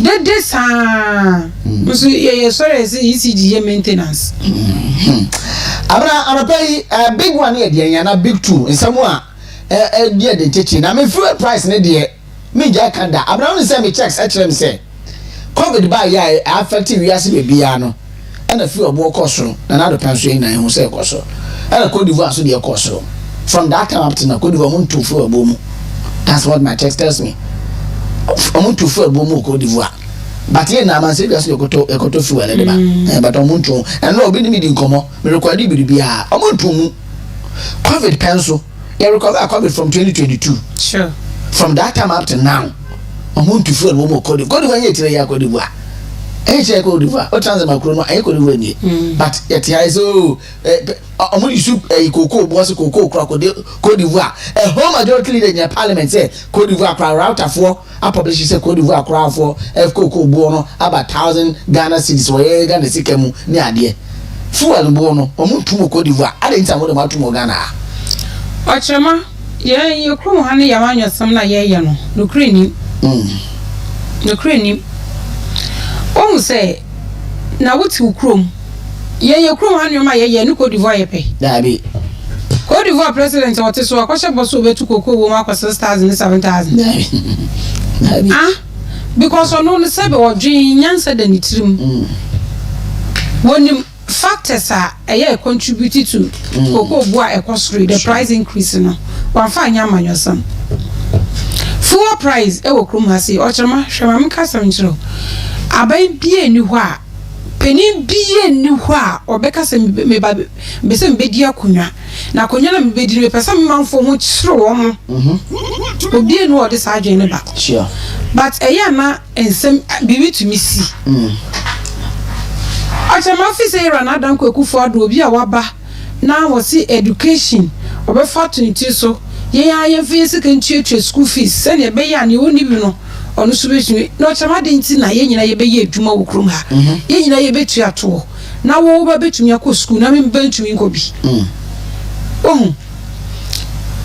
na sa ni pa kro na so be se ya ka se me mamu ho akire mu mia mu amamu je mu ho enje enye possible enu me bi ene ye contribute for a hardship na ya eba no na se motumi agina krum ha e the petrol price e kosoro e di aye amanyosam ama sabiti bon koso for 6 million bi abeto abama mo ene mo ka kire se Israel for ni Iran for kontokwa enu nti na fuel price no mo boa Ghana ye no yate ho yate nsuo bi so yate nsuo bi so enti nsem bi sisi wo man mu ebi nkayen na ye kra wiase ho dabi ye nka ho enti bani sai na wiase fo ye wo ma de bi be kayen ebi nkayen Ghana fo yero mahama na pamfo mo boa enye Iran fo ni Israel fo ntoko ebia na kayen eno ni tirimo den na memu fo na mo tantan woni nhihye pepe bi ade magana enu ti na fuel price na koso uti ere ja papa san komo ndi dia no pe ya yes e nkomo ye na mu e de ne be gasere but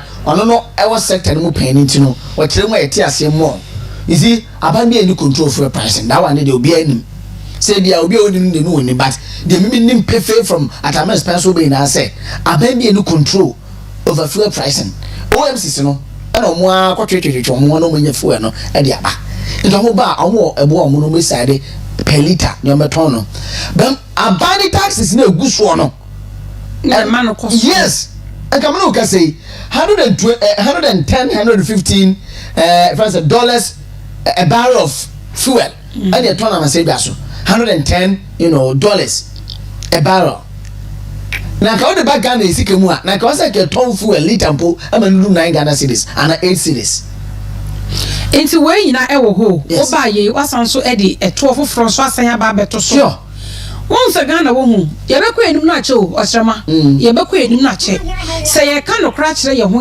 a e ye to e ne de kikire man sure wo kokwesi buro ni krom e ho ye wo fe na wo gina ho no meto ayampia e de tutu kro ho no e ye to ababy de to bi abaye agege ye nyamfa so wo so 11 ye nyamfa so betting tax ni ye nyamfa so betting tax no kra na botaye teche ni krampo na e reasonable yes youth no omu chat a bet no samene ya ro no mo ne ye ne ya discourage wo twa bed pa so what be yam anyo se wo akwa wi ase ade bi na sheet ten o kan ye sida oni bi nso e wo mo oni bi nso da ohu ena ye se ye de aba na ye benya bibi kakrampo e wo ho no mo de ayam anyo se mo a mo ba be ye free ho no wo ye free ho no wa say introduce tax for sabe nyansa be ne wo we mu eto bi wo ho 1 cedi o se yi to ne free ho masande to fofra be no so 1 cedi mo wo say John Dramani mama o de atwen dia grow ku because yanka say yempa de sua sure yempa kan na se wo mo sha se kaka se bi say wo be so wo de BBC MPP afa she book mo boa we wiase akwada wo she yefunu kure ni mu say NDC for ne de ade sie mu book because wo packing kan MPP for na timuni ane musua de MPP for inti sakasa ne munya ka wo wankasa wo nsem bia wo kan ye no e na akwa wanya san eba hante wo mu Abraham ntwa no but do you know say and would you believe say and this mbebunu na amaso gidigide na nsem mu a omo ye dedede omonti so I'm not talking about wo kuta position wo grassroots for no when we say dede no mo ye na dodo na say na wo kan na MPP na akire omo ndibie because dodo na ko free senior high school because free senior high school is September 2017 we are from September 2017 up to now how many years sa kwala na ebimu was I feel almost 30 secondary school so they benefited from the free senior high school in the MPP so ampa wo na bia o mani ama muhuma esa ka dodo na o mam no papa o mutim form ko senior high school yes but free senior high school by no onya sanfa so nwie ye nde obetwa bore aban na obo ama wonya sanim die no obetwa bore but ebre na be kire enso ni nyina mu mpom ko mo nkosua de o wo mu tiri wuye se obi ya de ama na de no woni sokra wo nya so mfa so pepe bia wo be ne nemu a wo nya so mfa so wo de hwe MPP mebunu ketenkete na ye be kom ka free senior high school ho asesi a ebi no wo university ebi no wo wie university nya de no omo ni NDC for ni ehia e wo radio so bia ye gu omo ni mu ase omo kasa currency so they don't speak with facts because okwa adabraka omo headquarters ho headquarters ni mu so ye propaganda secretariat a ye rafififi avekote dan no a ye tete omo ka kire omo se wo tuntum akase ekoko wo kokon so akase tuntum into omo ba eno na da omo tirim but the MPP foi wa wie gu ni tirim a wo ba into he speaks with confidence enti amanyosam na ye ne de nya de be bo man kana amanyosan wo ni tue pefe ni mu se adidie enye aman mampeni a wote so na waye nso wo se chinchira ono na waye edu baby krampo de ye na dan kwaku for this nchen e de ba mebe to apawa so e de ohaw ni ade ye femu nyina de so apapai nso eni mu se na enye ono na ye responsible for that enna mo de ne ba ya mo se yemfa nko hye Russia hwan US ni Iran ni Israel omontokwa ye hu kwan a LGBTQ ye de fa so eyi amanyo some dirty politics as obi a ye for honorable china platform so na trumu like what we say we don't even have honorable people in our parliament St. George ene saadi na ye de amanyo sam etia Dr. Mahmoud Bawumia no enne mo dwane firi hu say enye ye top most priority eden biem na ye priority ha saa de kuro yi ye nuanum bi gyina so toaba asofo binum de wo mo pulpit anka wo so mo de preach unity wo so mo de preach love no peace no o mo de yamanyosam asofo a ye di ni die mamo a ye expect say ban politics dia mo ma meyi monim na mom no wo be gyina nkyɛn na bibi nkoyi a mo atwe adwen si so mo de ye politics editi a MPP and NDC ba ye rema mo assign wo de China 2028 mra on be sign dia ya manyosam aka kyerɛ mo so na bibi nkoyi e wo mu enti ye pese ye hyehye enti ye ba bie mu a NDC wini bie mu a ye beto ye be ye wo de China 2028 ye be sen ba na Yera Mahama kan sembi enra o kan sembi MCR for no mo de beto so amaye o say I made a promise to return bigger, stronger and more impactful, and today that promise has been fulfilled.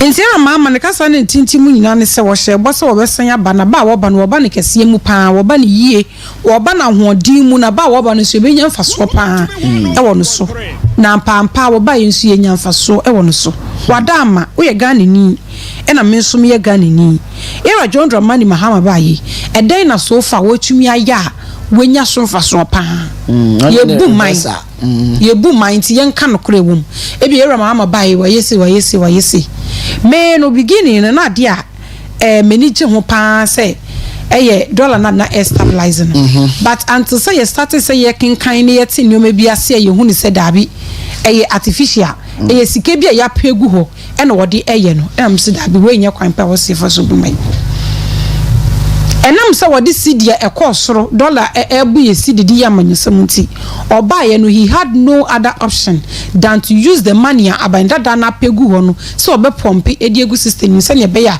ye be nya artificial stabilization emfa so ben e na wo a wo hwemi ena no pay wonya e wo ho na say inflation akwada 3.3 bia 3.3 a esusan so ben na sa inflation enya wo so wo kodwomu a enoma buo etesen utumi tonoma eno ni asem a ye bisa but then o kan ye me kan ye me see Yera John Dramani Mahama ampa you've made an impact and the impact and we felt it when he gave cocoa farmers the haircut. Say a gold reserve egu waba beton sika ya pedi egu ho waba pompe for artificial stabilization when impact na Yera John Dramani Mahama waka wansa wona na impact ben o hye ye bo se wo ba regional regions ni e benya stadia Yera Mahama wa hye bo pa o se metisi obi grade no se wo ba ye on the scale of 10 obema ni 8 obema ni 9 na me bisa me say how eden na wugina so na wo dia ma ne sa 8 ni 9 na wo ka no ne bo sha wo sha ye nyina wo nye ye the symbolic ones and why achama say ya to BBD bank BD yesi BNIB BIN bank NIB ya to ni din ya to school bidin ya to airport bidin na wo ba besesa no a nsusan so ben e na din na wasesa no nya e wo ye so nsusan so ben e bi I don't know I want to learn nsusan so ben ochema obi aba boabo ye resources ano etumi esi interchange esi interchange na won so ba ye no su yo interchange die efe eso pa nti ma me so me paint ho paint no any interchange na nkasa esi ho no ne ehin na mfaso wo so hwan na ye mo na ba so interchange ra no na ye mo na ba so nti won se enema ye nya so mfaso na NDC for mo ye Yera John Dramani Mahama wo sha ye bossa wo ba 24 hour economy wo de beba wo fa maaye eno no so ene wo flagship program ye gina so to abati through the mouth enti se no no krampo no wontumi nye ya eden na kire se wo ba ye no you have impacted eden na kire Women's Development Bank wo so wo de ba sani ebe ya maame no mu a ompeso mu di dwa se bi omu ni bi no betumi nya dwetire e de afiri ho Women's Development Bank no aba na yesi ye de aso awofem ana ye twen 2027 2028 na ya sheda akopem antwe bi esi na ye de aso awofem de adada mamefo na sen akoto aba mamu na ye guso ye twen se cocoa price betumi edru 6,500 to 7,000 because I bosha wo say okay Adam for bosha ba kuntu aso ana okay John Dramani Mahama His Excellency on the 24th of August 2024 ebe no mo launch your campaign at University of Education Winneba asmo kan ni John Dramani Mahama, the flag bearer of the NDC, has pledged to establish modern dialysis centers in all 16 regions of Ghana if elected in 2024. I was sitting me can say let me TV name is it I was sitting in front of the TV one policy no manifesto policy na one edeba no obi enya bi kinkan because our manifesto dim say all the 16 regions of Ghana because only be your case asem you know so about onye but that time not dialysis issues I be pa ba kaya ema na ye ba beto aba na aka 6 months me beto aba no and the health minister you kubo na no health minister then okay so abana ye send the obehwe na omo dialysis no mo ko emprenan in the bosume no obete bonso ama so be NHIS but is na fe no mo pilot it almost started with enkwala that kidney issue no na fe painful age range kaya me kai am ye pekas na san enkwala dey say dialysis ye enkwala no e am na nya kidney problems ye empenufo binum na omu ya sa me kasa asam ne power me former station so empenufo na ye omu afiri mu no wo mu na enya sa issue no more pa na enkwala age mate dey na range dey omu nche da me kasa asam no ana John Dramani Mahama ejina so e dey ye campaign against the NPP say mo de monto abama me 2024 na me 16 regions ni na Mercy Dialysis Center e de ama my brother mama akwepa je mampena kabaka say sabi okay mami ndai I am pinning gentlemen can be baby. Oh, Intertrama Meguso Meka His Excellency John Dramani Mahama say was a bus 24-hour economy what the paper.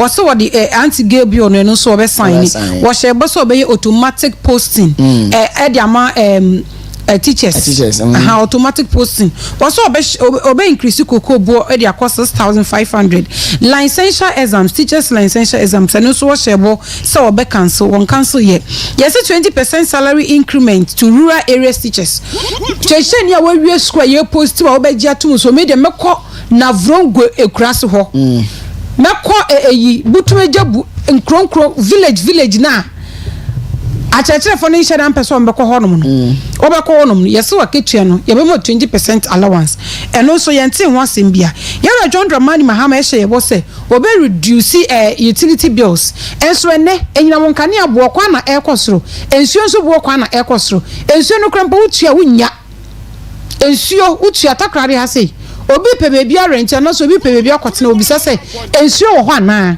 asa na obekọ wako ensuo wa ye dene enso bosumi bia no Ghana water for the bills ba em ye kotua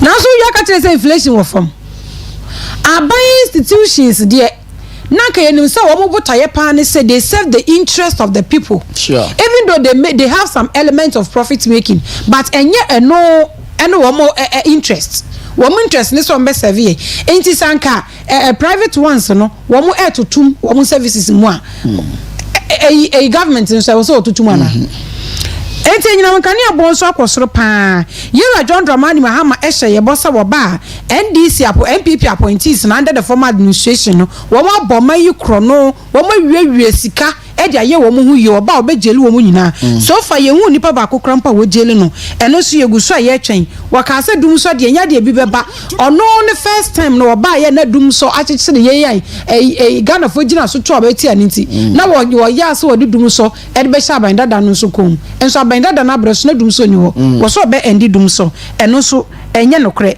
wo she men's good for men's good customers and also omo krata anim mon ko hwehwe manifesto na mon kan wo she omo bo wo say desperate no desperation no na it was very high into bo she bia na wo she ne obetumi aka be convince obia na wo she because tell me 2024 campaign be NDC ye campaign ben na yero John Dramani Mahama wo yeye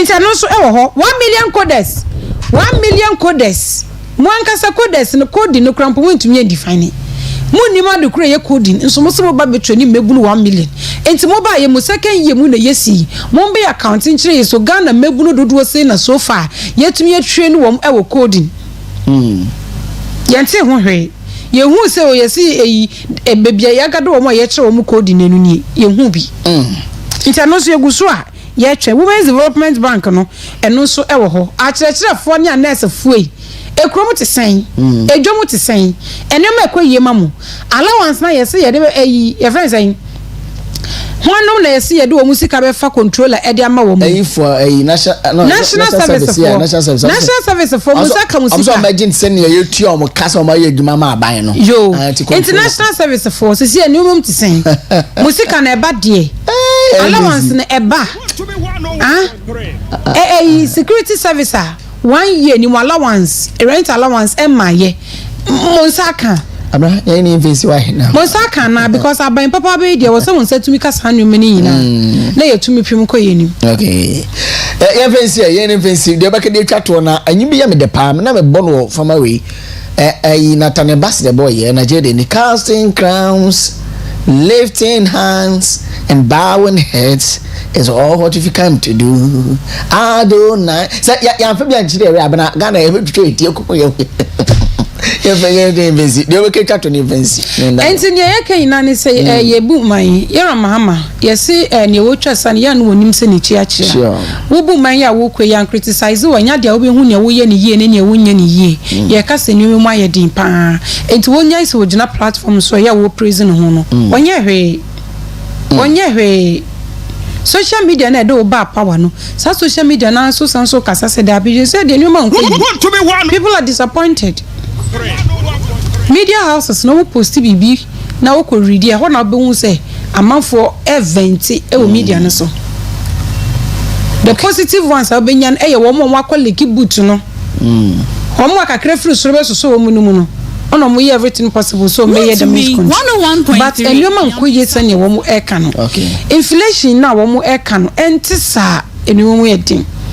Uko jomu a emu papa obenye biedi yero John Dramani ono odi tujimi abi entisa was it tujimi bo so na pese o kire se amena yisi ade ba ko a ndc fon so ayo joma ama krampo aye aga na fe adwen cost ne se hwe inflation 3.3 na mama man ya de huhu bi omanimu inflation the general term but emuno abena ade emfanton no imported goods imported rice emu ya krefro bi man so ya ba man ga na mu ano misraw eno na ne bo no from because imported goods inflation no John Mahama ene yera Idris Alhas no ye Ghana statistician no omo se enu mom no ni inflation no e wo fom but what I say enu mom inflation e credit from am bi so ba no enu mom inflation na drop ya ba fom e tro say amanse ja so no wo mom ho nkire wo mo saa enu me bia nkonso wo ho a enam so nti enu abo ba de wo ho a enu be du o ma mu a ne bo no ba den nti no imported ones no inflation wo fom but locally the bia no ma mu no e produce no mom no enu mom inflation wo so nti wo kototo jimi na ne bo so no ne mom broni mu no ena ne bo no fom mama ne etim saa the gankan say resource locally manufactured rice producers no and as anything a person manufacture membia no you be resource aban be fund wo mo ene no ahyemu say intosa ne ye dua wo man yimu ha eno no wo diska wuramu nti nipa no locally produced goods no so no ne bon be den e be ba from because nipa say wo ko bank bosia at the rate of maybe 17%, that is your friends saying Bank of Ghana or commercial bank they man buy 25 or 30%. Abana akwa jeje ada nyoma bi ni ade enema bo so kwa na air kosoro into the 6kb kotosa no me de baye emufuo no owie okotwa o consider bo so akwaji year plus ni interest no enema bi ni ade keka ho a masa ende boto back no 90 Ghana cedis oba kwa na kosi buroni de no 57 no am koto emu ne bo no at least the different man say just band ne bo no form tell me tiase but e bibi mo no e bi 90 e bi kura po na beton 125 kura as now aka dollar about dollar ho de no I stabilize mercy the nya ho de against the dollar no okay who she who the FNC right okay that's it abena sawa mani apana wote ne nka na pay ensem wesisie e wo manyimu no ene abobo so ade ama wo me dan mo aba me ba me ne Isaac Agent Donko Ibu we secondary communications officer ema NPP amanyoko no na pemene ne boss credit nkai din komo wa ha se ne boss kasa e Ibu ba o kasa the same thing in fact we sua no ma pa every the boss and ko fi e japa mesa me da se me ba sia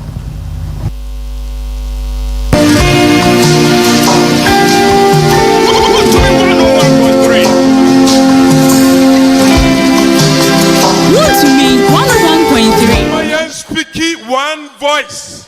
Let's direct ourselves and vote for Dr. Alhaji Mabu Bawumia. He's the future of Ghana. So we are going to vote massively for Dr. Alhaji Mabu Bawumia. May God bless you all. I love you. Montumano, MPP May. Montumano, Bukrudumba. Montumano, NPP May. Chama Wuntumireko. Ono ane epe. Ose,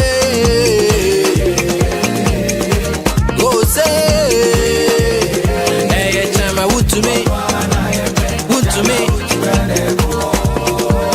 ejumanye, sikanye, kosonye, ejumanye, sikanye, mputunye, MPP national chama, to me, chama, oh, NPP national chama. Oh no, babe. I'm for the journey to a city. Oh no, babe.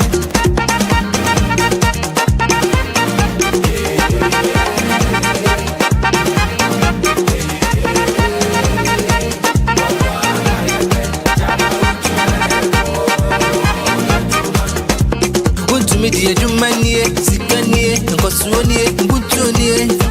Oh no, babe. NPP national chairman, want to my wood to me, no bet to me, chama wood to me, don't be power, yeah. Want to me, don't be power. Our door, my MPP, national chairman. Bernard Boys, Yako. Namesa Womo. To me, you only want to need injection and no one knows too much. I would to me, no, obey. Some I order my MPP pie, want to have no, obey. I have been done any man to us, yet one is no one yet to have no.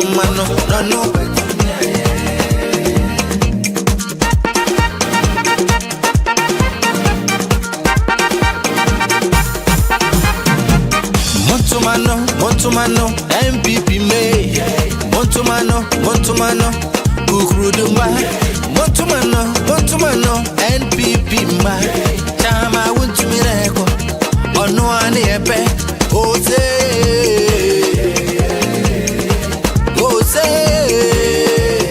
Hey, chama Wuntumi.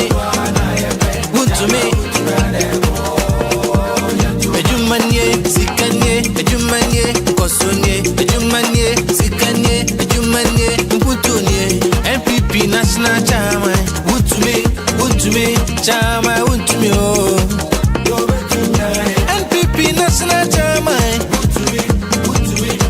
oh no, babe. I'm for the journey to a city. Oh no, babe.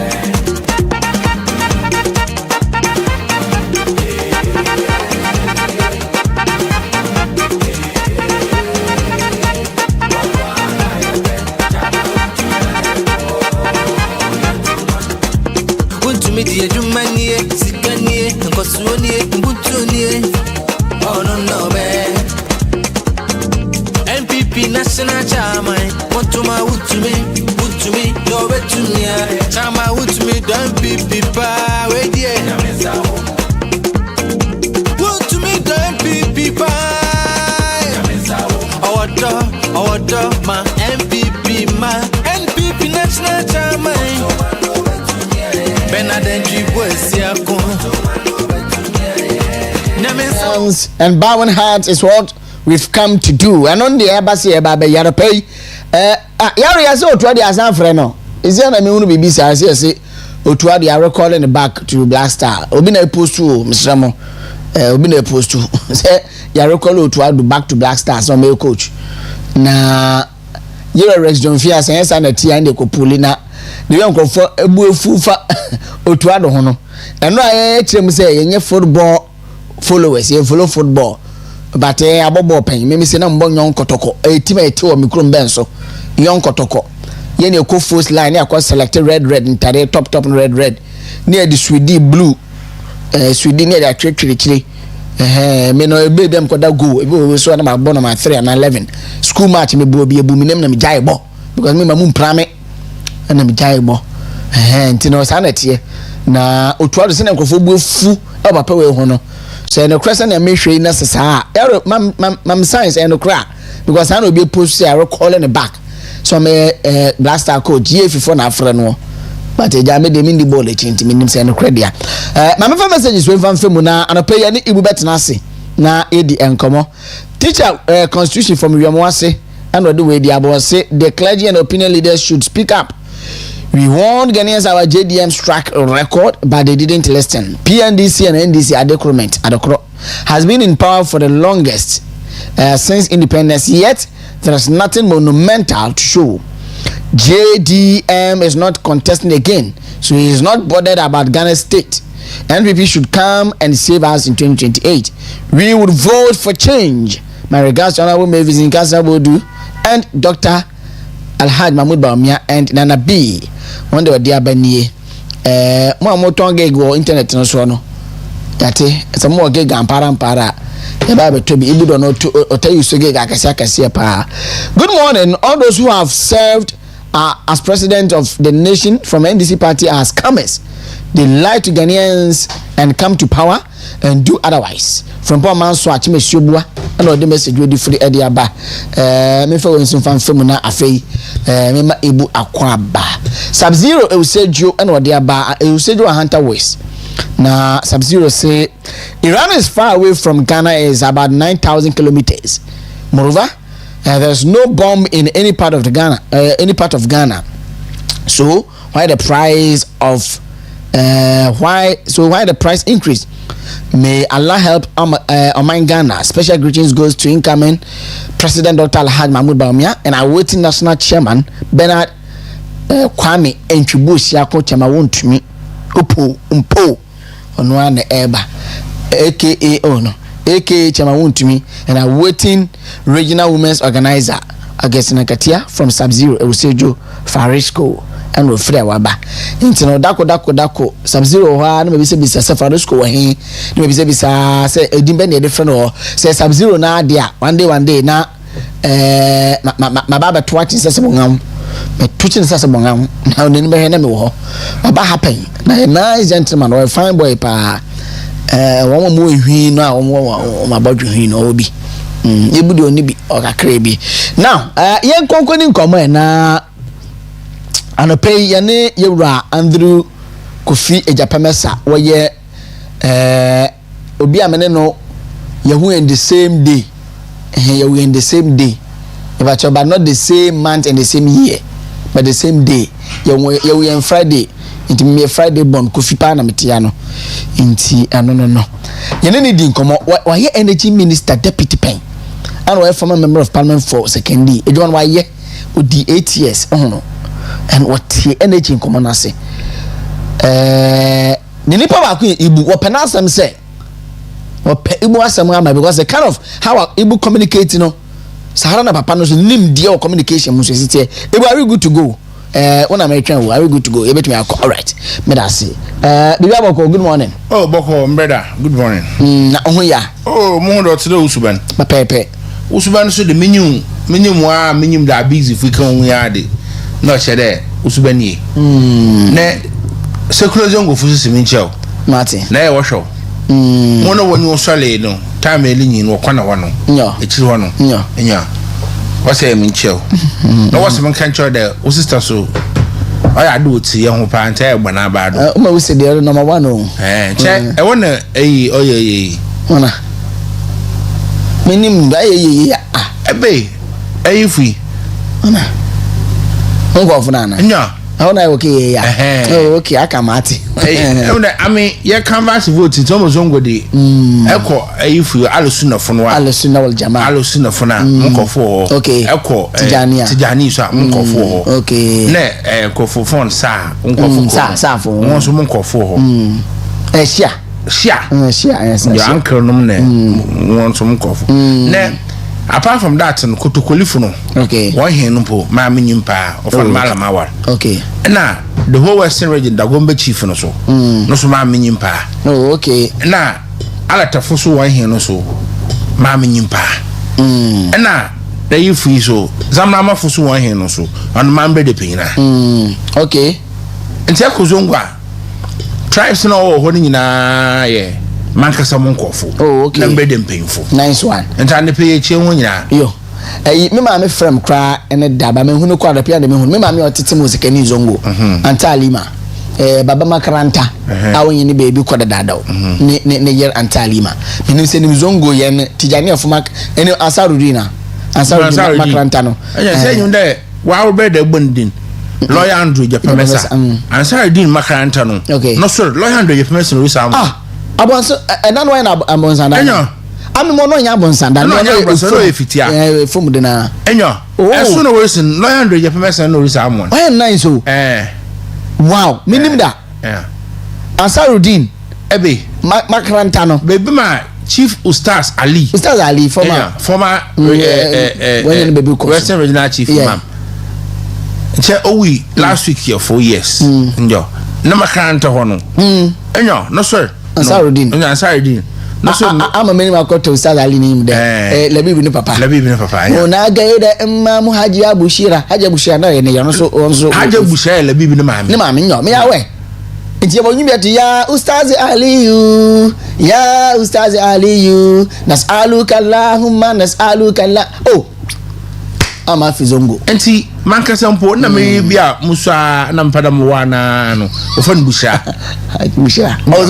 ozongo minimino da regional da gombe chief da ba sisi o Germany tawo na kepede ka na kampada mwana na wose me yaso nti ka bufu me safa na pede wa yanku ene mi komo mate se ke ni boko wa conscience de boko che ye registration exercise de ndede na ye de baby ayel ba bohwe the verification processes na no keka ho obaki na no keka ho nyina so the party itself no some don boko na wato sekune proper na nkasa no mbebu no won raho because achamaba why don't me gina me baby na obilutu emu school fees there memu there the human resource in mo constituency or form enti akwankwa manam no bokoso no ye the mo bombo from a true education ba mo nko for scholarships mo kwa abuchi na ho na mo ha obi abada adam da mo koto abaman na mo to abaman a afi biala ode emu 100 boko abuchi mo aka edwuma wo awan kan ya wodawa menyu abeji ne ndada no to enti me ato abaman yen current MP achamaba afoma krumpo within 1 year look 2 years on si Togo border pono we Togo kronim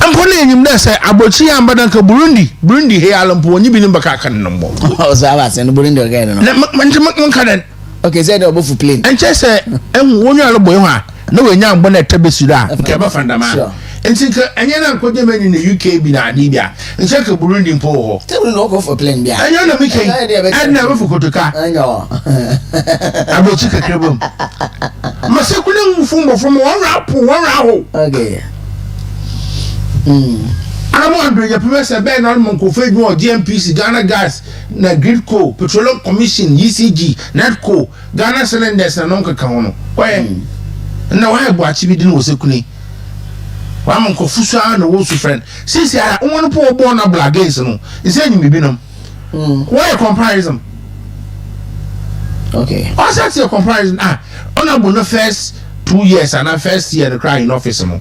No I start to initiate there. One see secondary school. Wa call up Mwenya dormitory or St. John's. Wa call up Mwenya classroom or St. John's. Wa call up Mwenya bu at the sec. Wa call up Mwenya Fijai Senior High School.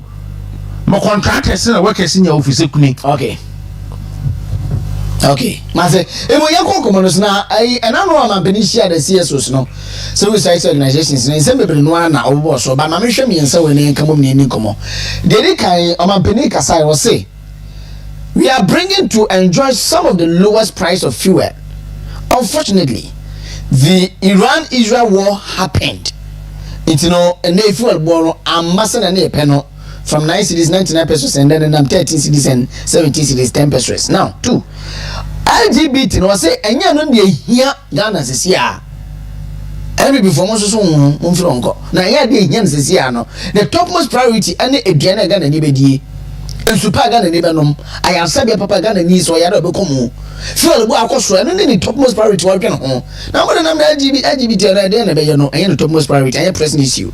And no chi Fort Estate Fonso report on the so sen no.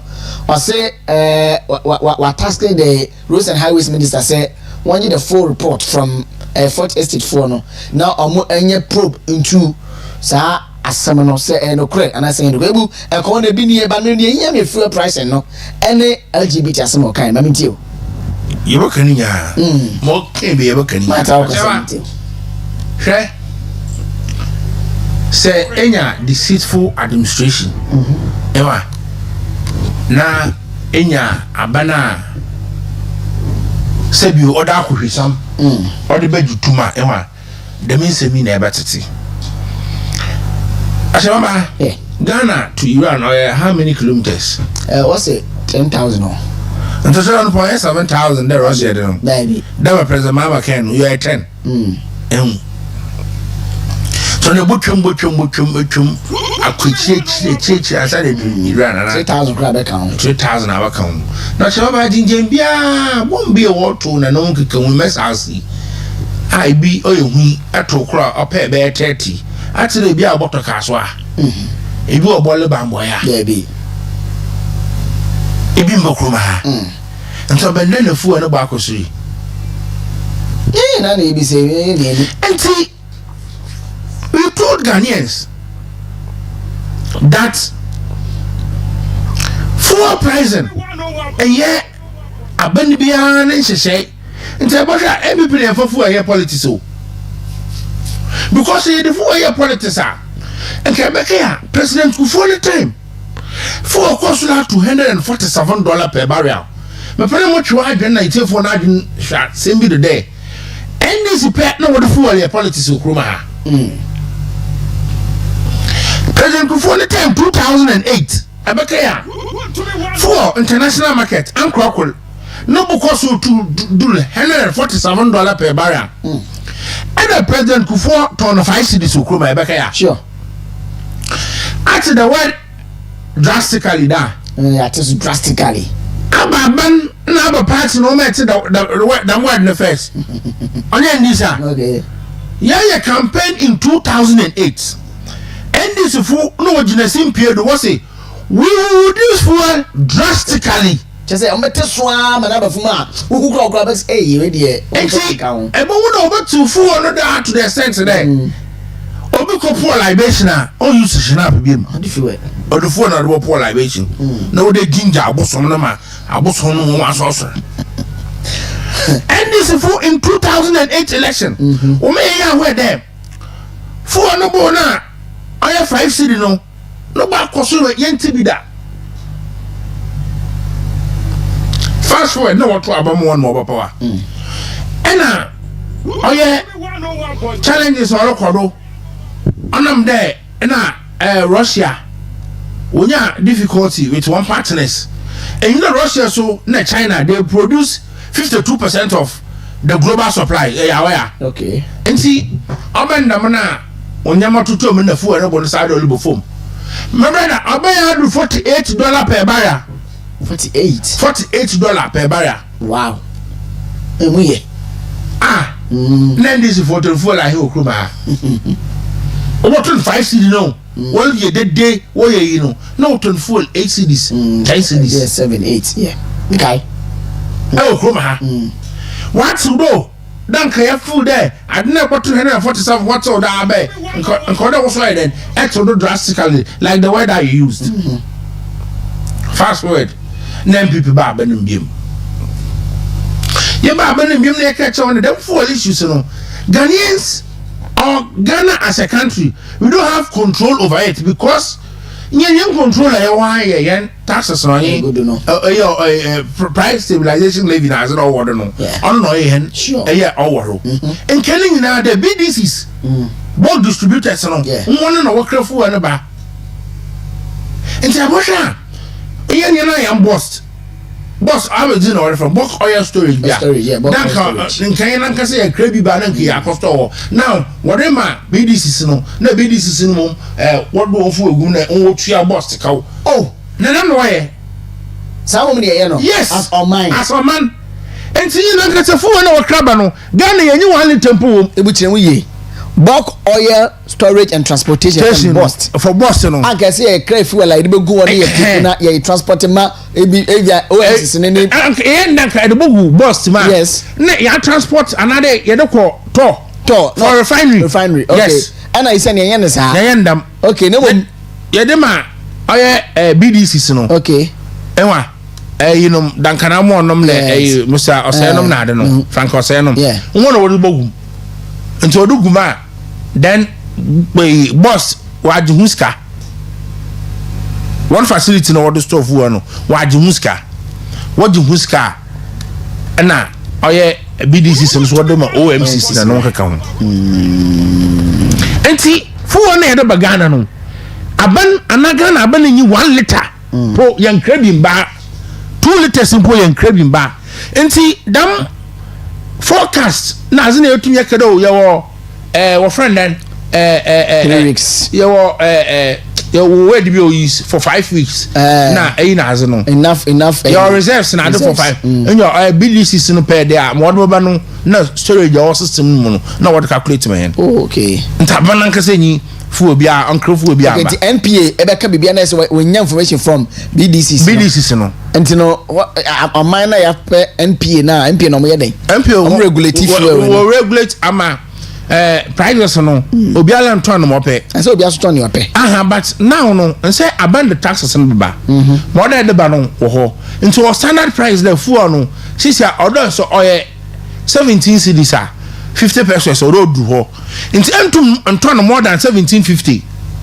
no but at so about ono at your own risk as a zen another other station na where the but you kasa so ebi no e default you say na can because no tay oyan for so as also doing turn more than 17.8 bia yes I regulation there cap near 17 cedis on across the country you cannot sell it more than 17 cedis yeah but you bet me abo ame a NPA4 release bi na mo de buy na di news card to so no on say omo a friend is saying omo share say my use the right word or omo use here okay my use the right word omo fuel price floor for April omo share say petrol be 13 cedis is it 30% or 10% and that diesel be cost 17 cedis 10% or the to so but yo ebi no one ton mo be say or ton diesel 17 cedis 30%. Yes but I didn't say 17 cedis 10%. I don't know ton 17 cedis 30%. Because of on market MP regulations no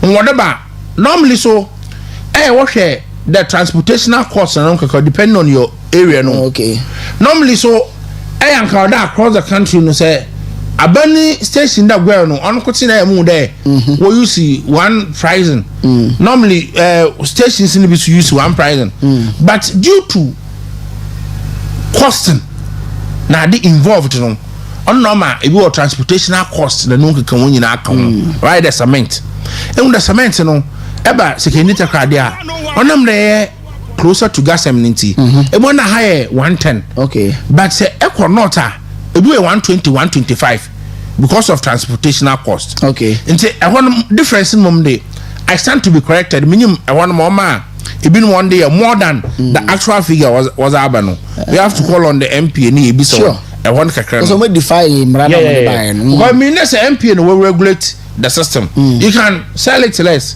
but not more than the prices that MP whatever. And when the checks and balances no see a problem. Unto no madam nsemi na akodo. Nti achama me yakanye dey. We don't have as a country. We don't have nyanka say yabekede. A little of fool crap we cra. Yes ba manim. Nti ono normal. Yenya control, direct control on the price and no work account.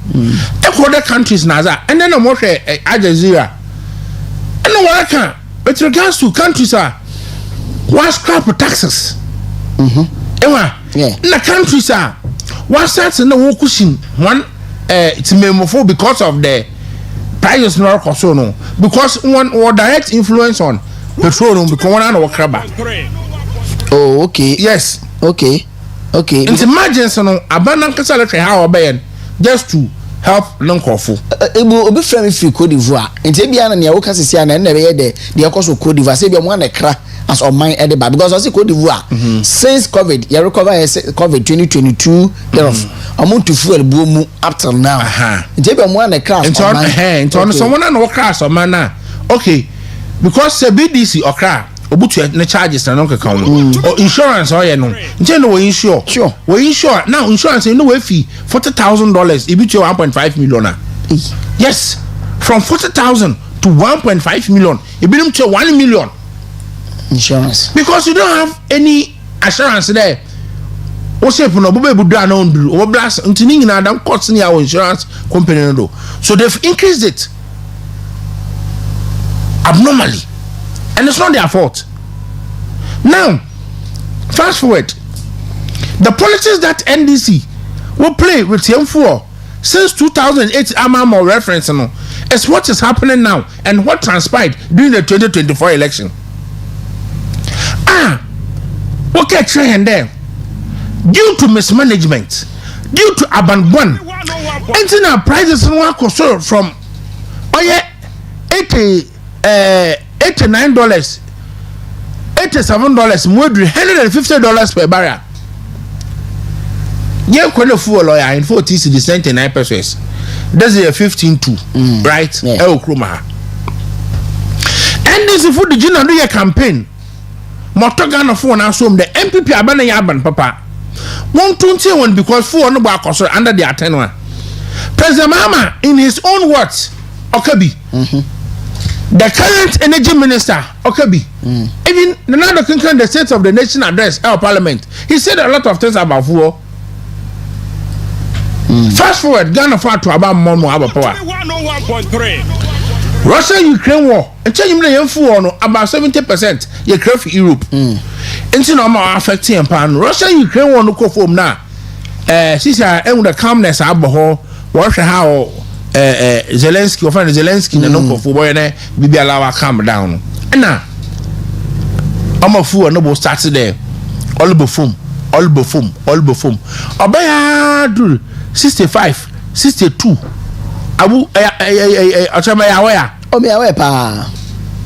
now, the energy minister, I see in parliament, I see only administration. Sabio what that gen no butu wa manage economy mofo no back of home. No so black ebeka ya. Ase abana adwen Ghana ho no butu wa ma fu no back of home. Abana o manage economy prudently no butu wa ma fu no back of home. I just wanted to use the adjective OUC. And she said one sitting in crown pona. Whatever parliament no what to fool about no. What